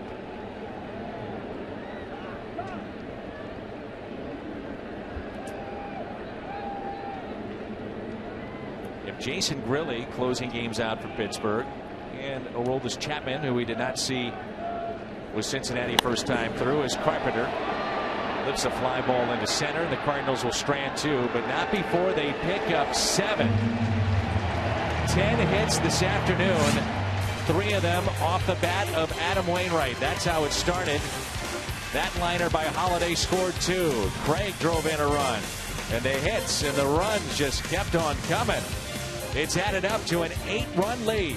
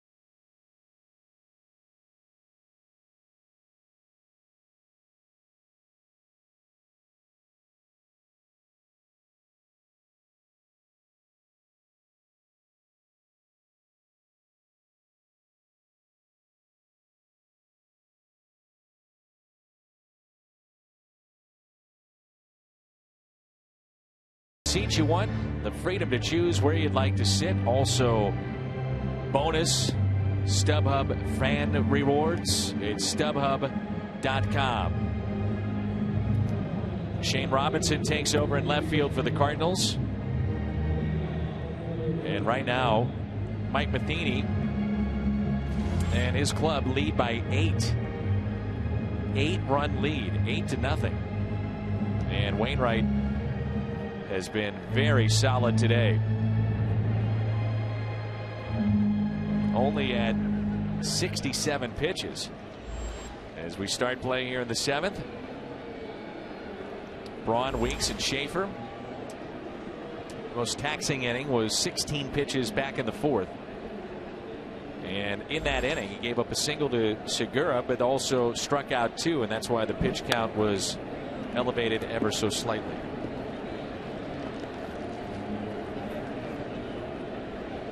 And you realize in this game, Adam Wainwright, 8 strikeouts, but he has 2 of Braun, 2 of Weeks, and 2 of Schaefer. 3, 4, and 5 in the order. That's controlling the muscle. That's a nasty breaking ball right there. 0-2. Adams always had Brian Braun's number, and Brian Braun was the National League home run champ with 41 home runs. He led the league in OPS for the 2nd consecutive season and posted his 5th consecutive 100-plus RBI season. And you just, the way he's swinging right now, you just know he's not healthy. So this series, the big bats of Braun and Weeks, those 2 are counted on so much because of the injuries they've had. 9 strikeouts and hitless combined. You look at 3, 4, and 5 today, 0 for 6 with the 6 Ks. You do that, you got a good chance to win.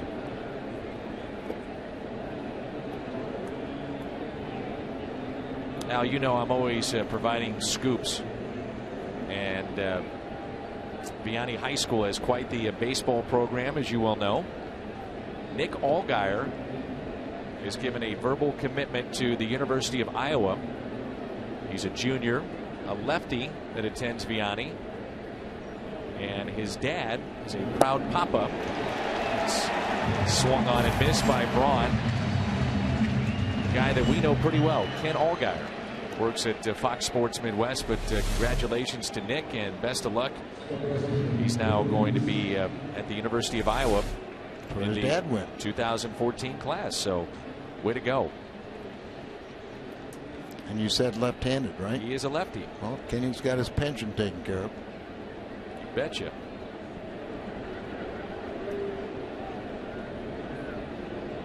Weeks 0 for 2, 2 strikeouts. Wainwright has struck out 9. In the air to right, and it drops in for a hit. Fair ball. And Weeks will stop at second base with a 1-out double.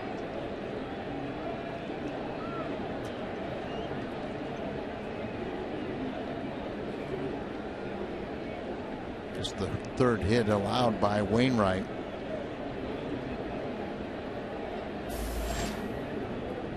All players are so superstitious anytime you have a new uniform. Like the Cardinals are wearing the alternate, the Saturday uniform. You got to make sure you win. You got to make sure it's a dominant performance so no one can say, why, you know, we can't win in this uniform, it stinks, this and that. That's a thing of beauty, and that's exactly what Wainwright's working today. 3 hits, a couple RBIs, and so far a shutout going. Logan Schaefer, 1 out, runner at second.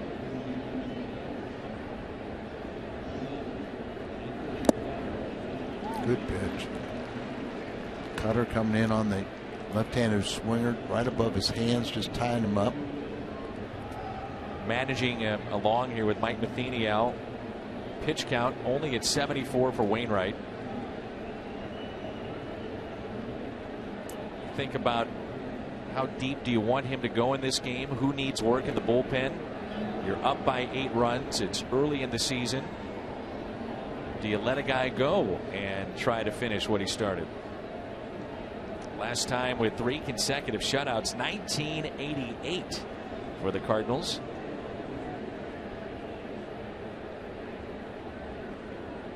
couple in Montreal, one in Philadelphia.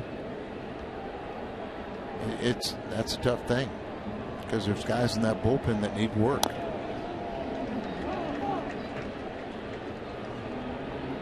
One ball and 2 strikes.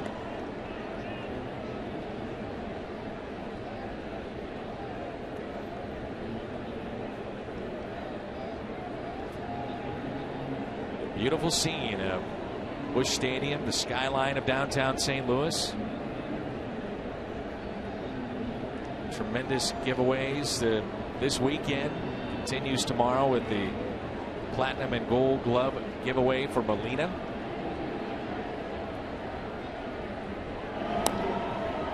The skyline is going to look a little different from our vantage point this time next year with Ballpark Village. Yeah, Ballpark Village going to be right in front of the dome at the courthouse.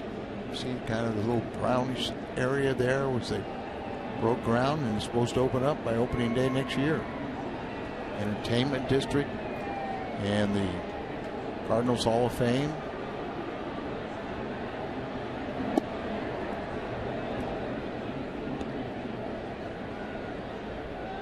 There you see, it's been a while, the side of old Busch Stadium, but once that starts, the buildings start going up, it's just going to make this skyline even more beautiful.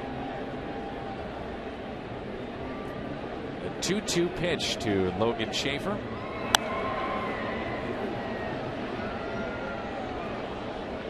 I'm sure in Wainwright's mind the focal point for him is putting up a 0, a shutout, keeping this streak going. As the cushion of the 8-run lead, he has carved up this young outfielder the first 2 times, 0 for 2 with a strikeout.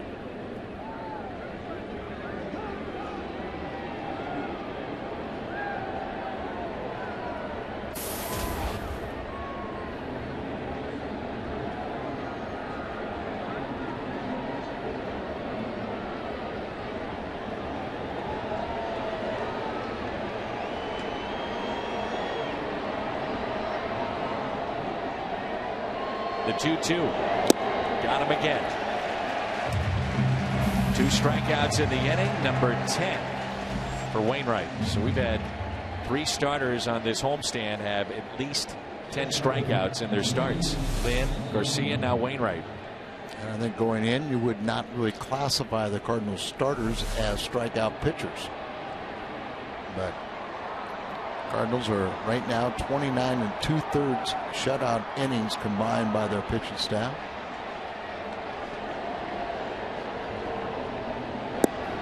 Fastball and a strike.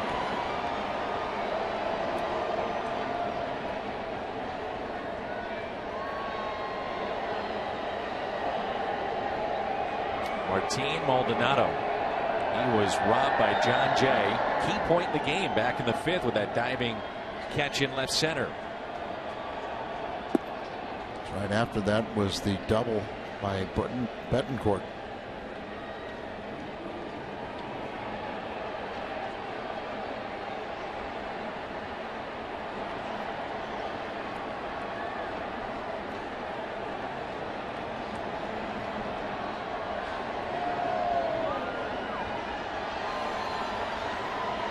One pitch.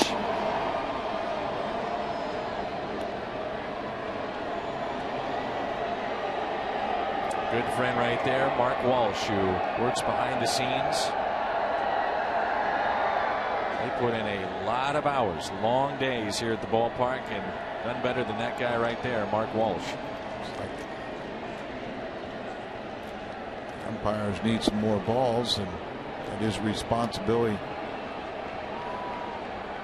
of probably Mark Walsh. It used to be the umpires would do it themselves, but now they'll have one of the attendants. And Mark does work in the umpires room as well as both clubhouses.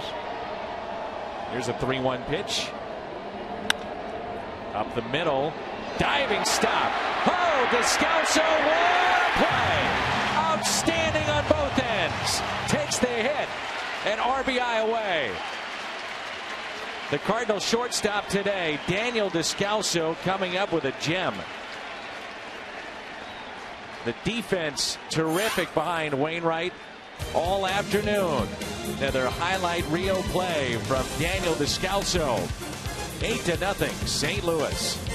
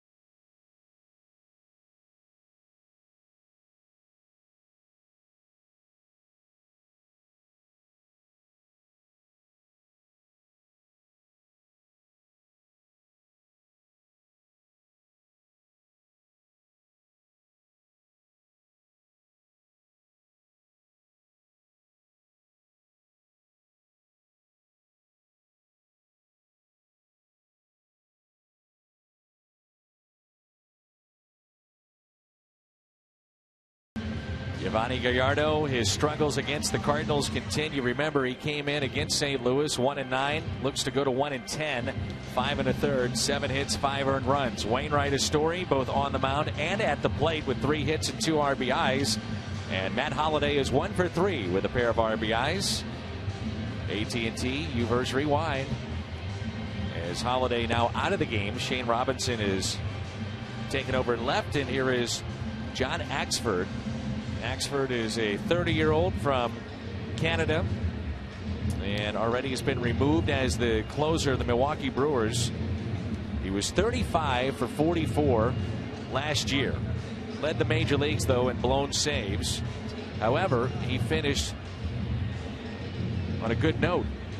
Converted 17 of his last 18 opportunities. They thought he had righted the ship, so to speak, going into spring training. They said he had a solid spring.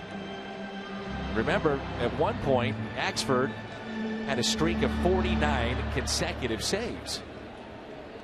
He was dominant. This year, it's really batters are batting 500 against him, 9 for 18 and 3 home runs. Good Tommy John surgery all the way back in 2004 when he was originally drafted by Seattle.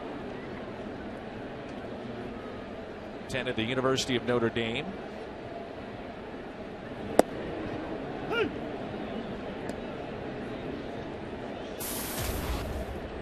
It's 94 there. You'd think it's still plenty of velocity. He's got a very good off-speed trick pitch.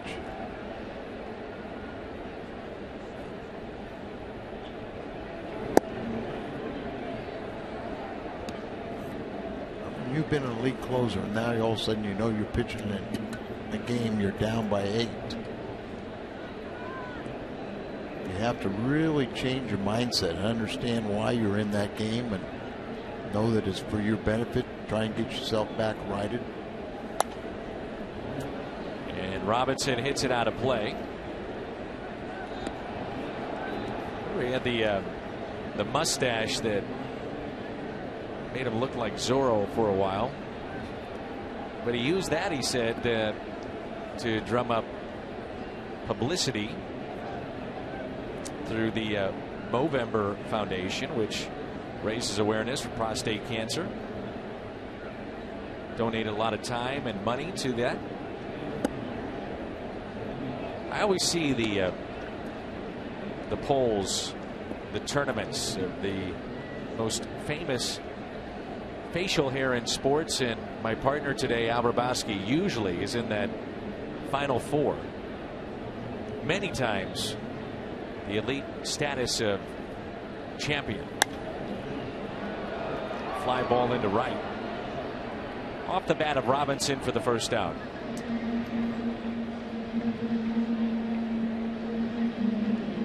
So these guys are superstitious, and when things went south for Axford, he whipped out the razor.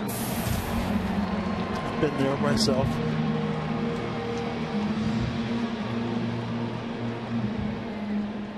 Dustin Hermanson, the former Cardinal pitcher, would spend hours on what he called facial art.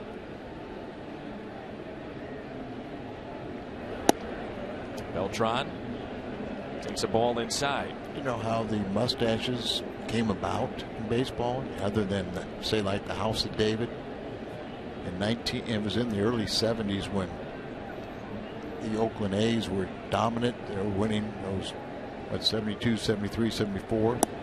And one year Charlie Finley told everyone we're going to grow mustaches because in September we're going to have a mustache contest. And Dal Maxwell was with that club, and he goes, I'm not going to grow a mustache. I don't like a mustache. And Charlie promised everyone $300 if they grew a mustache.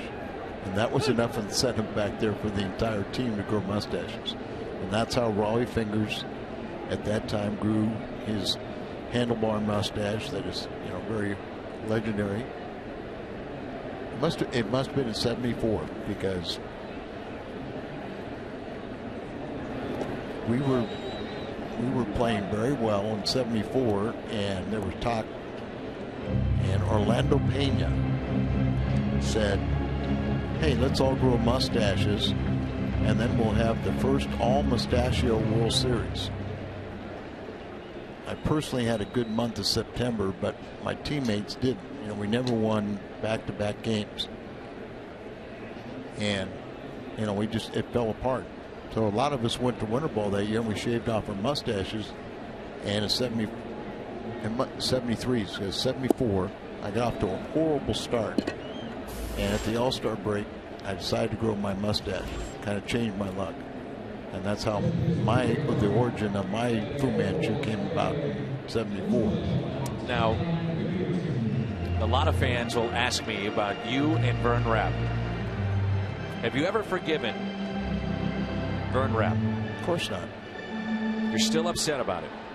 Oh, it had nothing to do with shaving off my mustache. I did that for the first half of the year because he was the manager and told us to do it. He didn't like it, but I don't think Vern had a tremendous managerial pedigree and deserved a chance. But when he came up to the big leagues,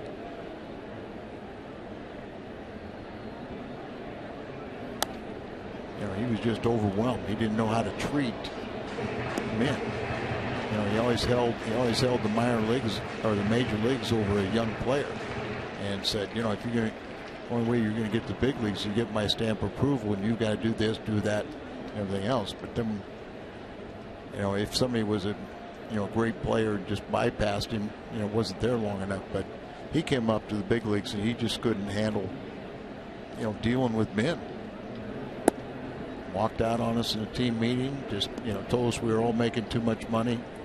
The World Series didn't mean anything to us. That's when the World Series was $25,000 for the winning share. And he said we were making too much money. That wasn't enough incentive. It was great incentive for us. 2-1 to Wigington. Gets underneath it and lifts it out to left. Short of the track, and the Cardinals are through. We have played 7 here at Busch Stadium. 8-run lead for the Cardinals.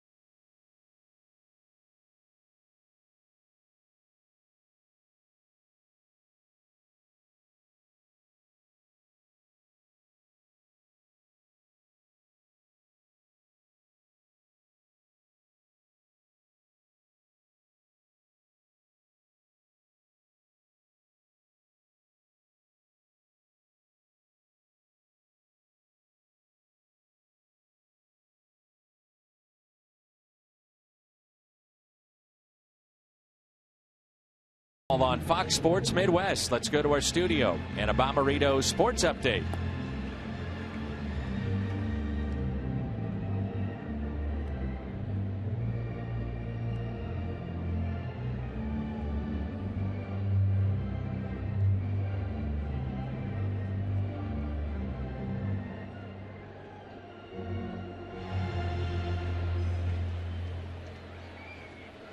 All right, Pat, thanks. And here we go. 8th inning.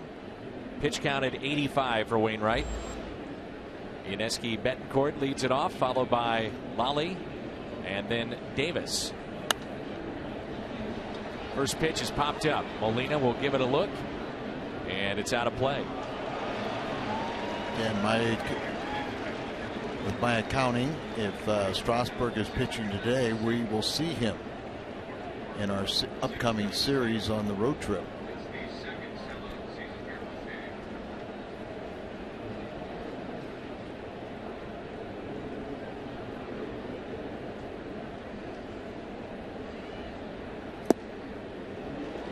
Pitch at 84. A nasty pitch. Cloudy sky now, so there are really no shadows, but Brewers still seem like they're having trouble picking up the ball.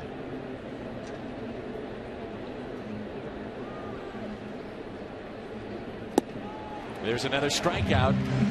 11 today for Adam Wainwright. Complete control. That has been Adam Wainwright at times against Milwaukee. Twice in 2010. In 2012 he did it as he went the distance. So 3 complete games against Milwaukee in his last 6 starts against the Brewers. He's got 11 strikeouts on the day. His career high is 12. He's matched that 3 times. And Wainwright has yet to walk a man this season. Keep it going. Crowd today of 44,696. Second sold out crowd. And it's 0-2. He's been pitching ahead in the count. A lot of first pitch strikes. 19 of 26. Things have gone so well that Wainwright has as many hits as Milwaukee does as a team. Adam himself with 3 and 2 RBIs. Milwaukee just 3 hits.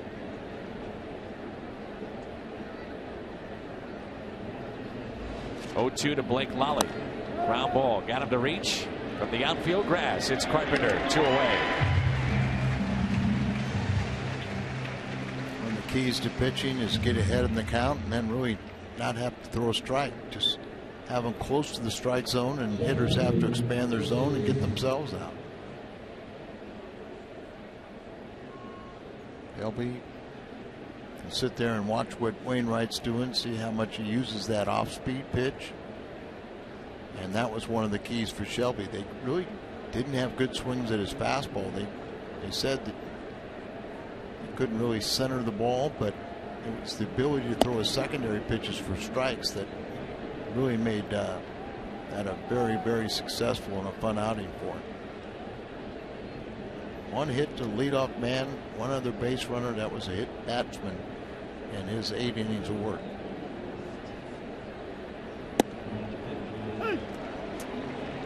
Christopher Davis at the plate.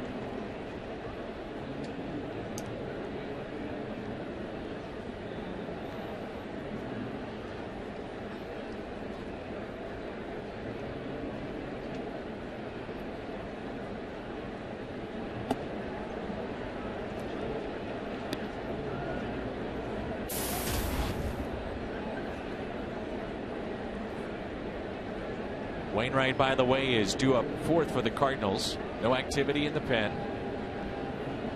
This will be pitch number 95 of the ball game.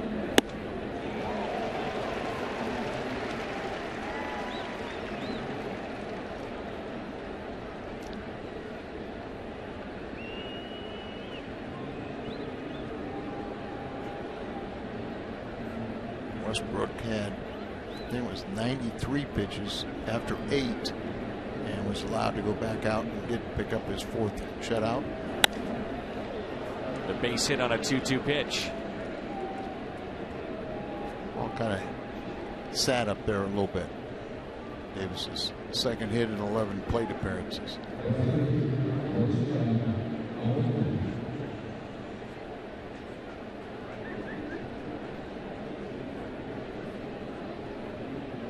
Chica Aoki. 0 for 3 today. Only 4 hits for Milwaukee all afternoon.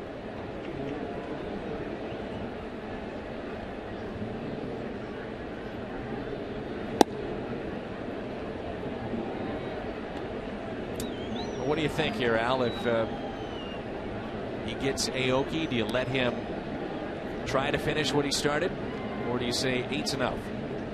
I get a little concerned with the fact that there's a couple guys in the bullpen that have not pitched this entire homestand.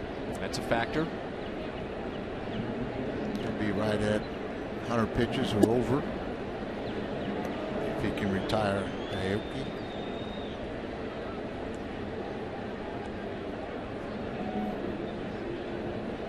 I think one of the things that a manager can do too is you go to Adam Wainwright and say, look, you just signed a 5-year contract. You're the richest pitching contract in our history. Let's let you're not going to be paid for shutouts. You already got your money. Let's go ahead and do something for the team that is beneficial to get an inning for somebody in that bullpen that needs it desperately. Again, nobody up. It's quiet out there, at least for now. If it was 8-1, yeah, be maybe a different story, but potential of a shutout was saved moments ago with a fantastic play by Daniel Descalso. Still, it's hard to take one of your Warriors and tell them to take one for the team. 3-1 pitch that's tapped foul. Now we're past 100 pitches. The other thing too, Al, it's beginning of the season here in the month of April, and only 27 balls of the 101 that he's thrown.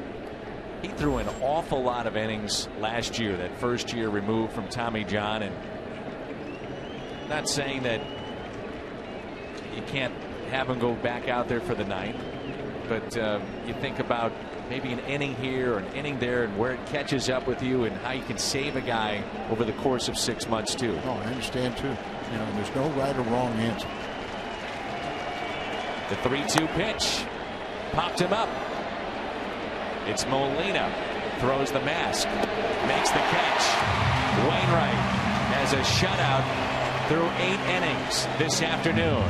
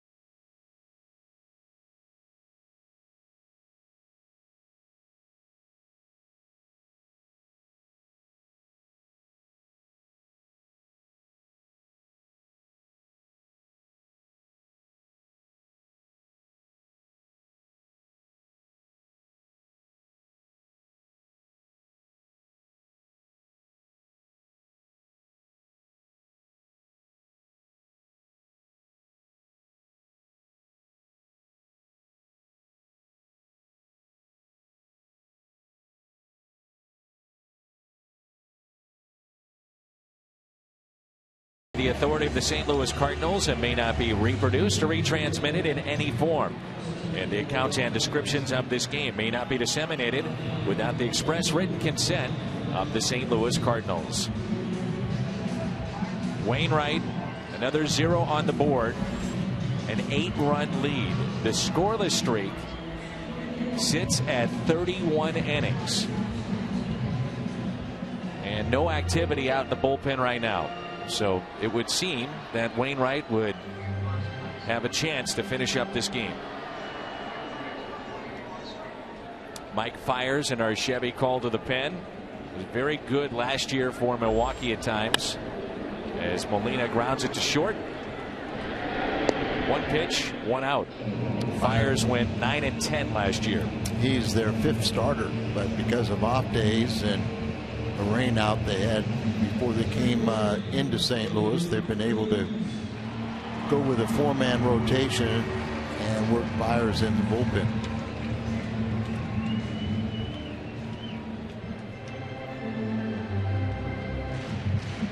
Now somebody has to get on base so Wainwright can hear the crowd. A liner into center. 2 pitches, 2 outs.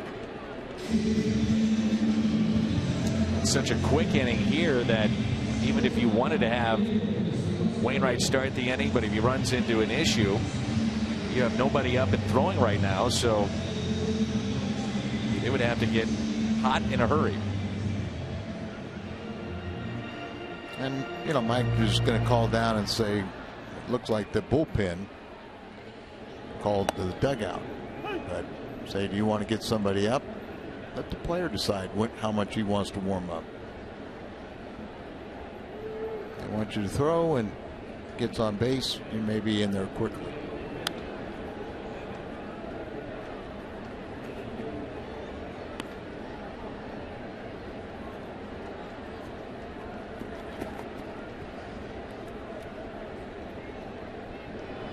So Wainwright is at the on deck circle. Nobody throwing in the Cards pen.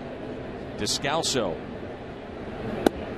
probably the play that has put us in this spot to allow Wainwright to have that chance at a complete game with his tremendous stop at short that saved a run, took a hit away. The Brewers are on the board. I think we'd see the bullpen coming in as Descalso pops it up and fires a scoreless inning, but that's not the case. So Wainwright with an 8-run lead to the mound when we come back.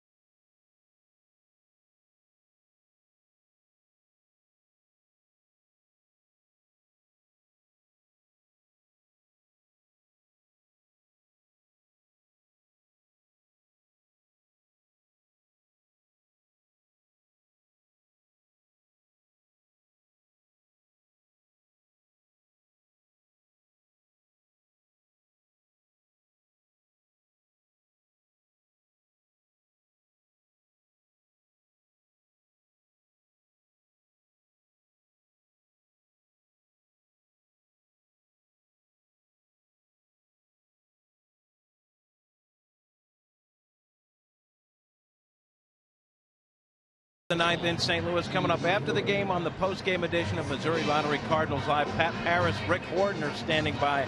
Adam Wainwright doing it all today. They'll look at his pitching and hitting exploits. Plus, we'll have Cardinal player reaction and Mike Matheny's post-game news conference as well. Waino, looking for his 5th career complete game shutout. We head back to the booth and Dan and Al, guys. Okay, thank you, Jim and Wainwright.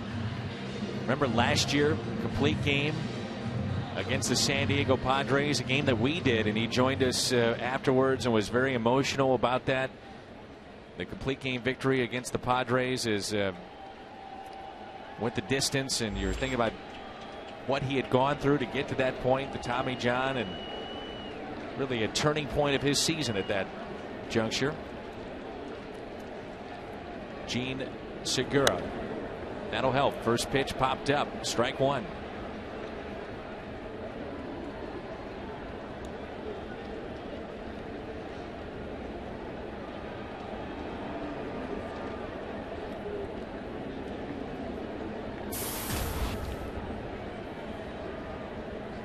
Wainwright has struck out 11.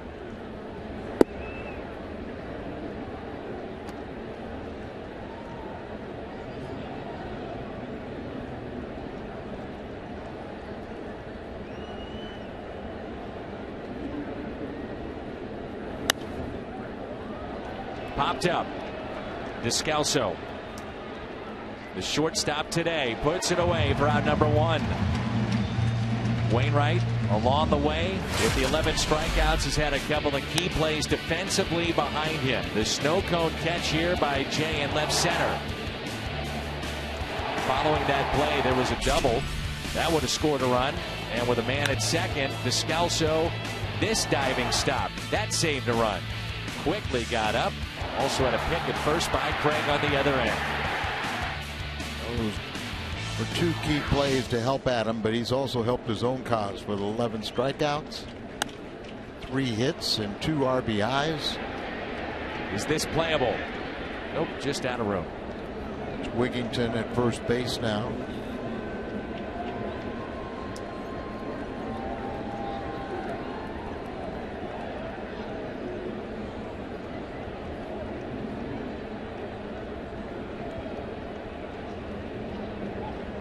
Veteran Wigington, All-Star as late as 2010. 0-1 pitch to Josh Prince.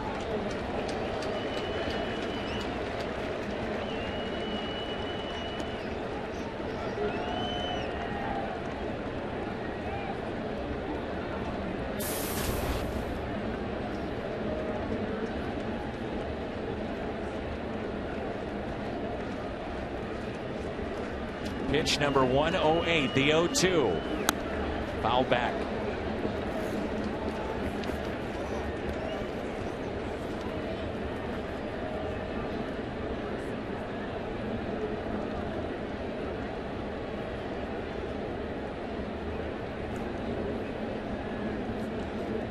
You know, Mike Matheny and Derek Lilliquist are hoping for the quick finish to allow Wainwright to finish this up. Westbrook, the complete game the afternoon against Cincinnati. It was on Wednesday.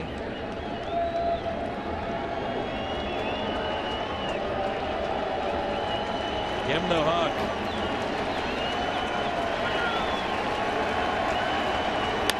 Ground ball. 2 outs. Let's take in the crowd. Before we do that, the player of the game presented by Budweiser, Adam Wainwright, 8 2/3, 4 hits, 11 strikeouts, 3 hits at the plate, 2 RBIs, and the crowd of over 43,000 on their feet. Wainwright given the 5-year contract, largest contract ever given to a pitcher in Cardinal history. And these fans know he's a warrior, and he's pitching up to that contract, which we all knew was.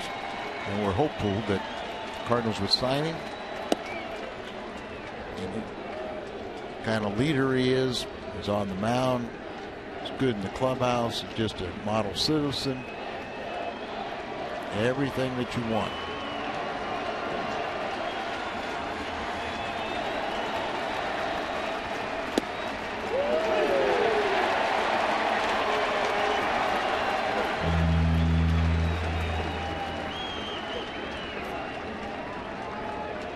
1 ball, 1 strike. Ricky Weeks 1 for 3 with 2 strikeouts and a double.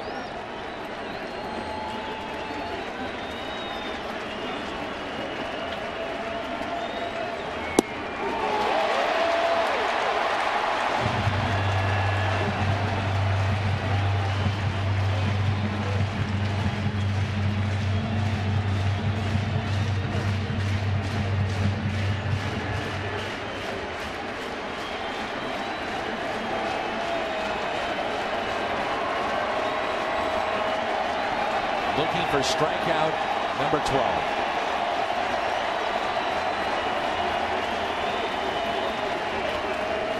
The 1-2 pitch. 2-2. Career high in strikeouts is 12. He's done that 3 other times. The center of it all with these pitchers. The guy calling these games, Yadier Molina. Ended on pitch number 115, a cutter. The 2-2. Got him! 12 strikeouts as Wainwright goes the distance. And an 8-0 final. Could be old hat, isn't it? 5th career shutout. He ties his career high in strikeouts. He's the offensive star. Got the first, drove in the first run. He got the game winner. Added 2 more base hits and an extra insurance run. It's a complete game by Wainwright and the Cardinals. 4th time he's gone the distance against Milwaukee. We saw the reaction in game 1 of Boggs as he finished it off. It's screaming at the top of his lungs. And for Adam Wainwright, it's 12 strikeouts. Just 4 hits allowed. What a day for big number 50. The ace of the Cardinals staff ends it with a strikeout. 8-0 the final. Post-game show next.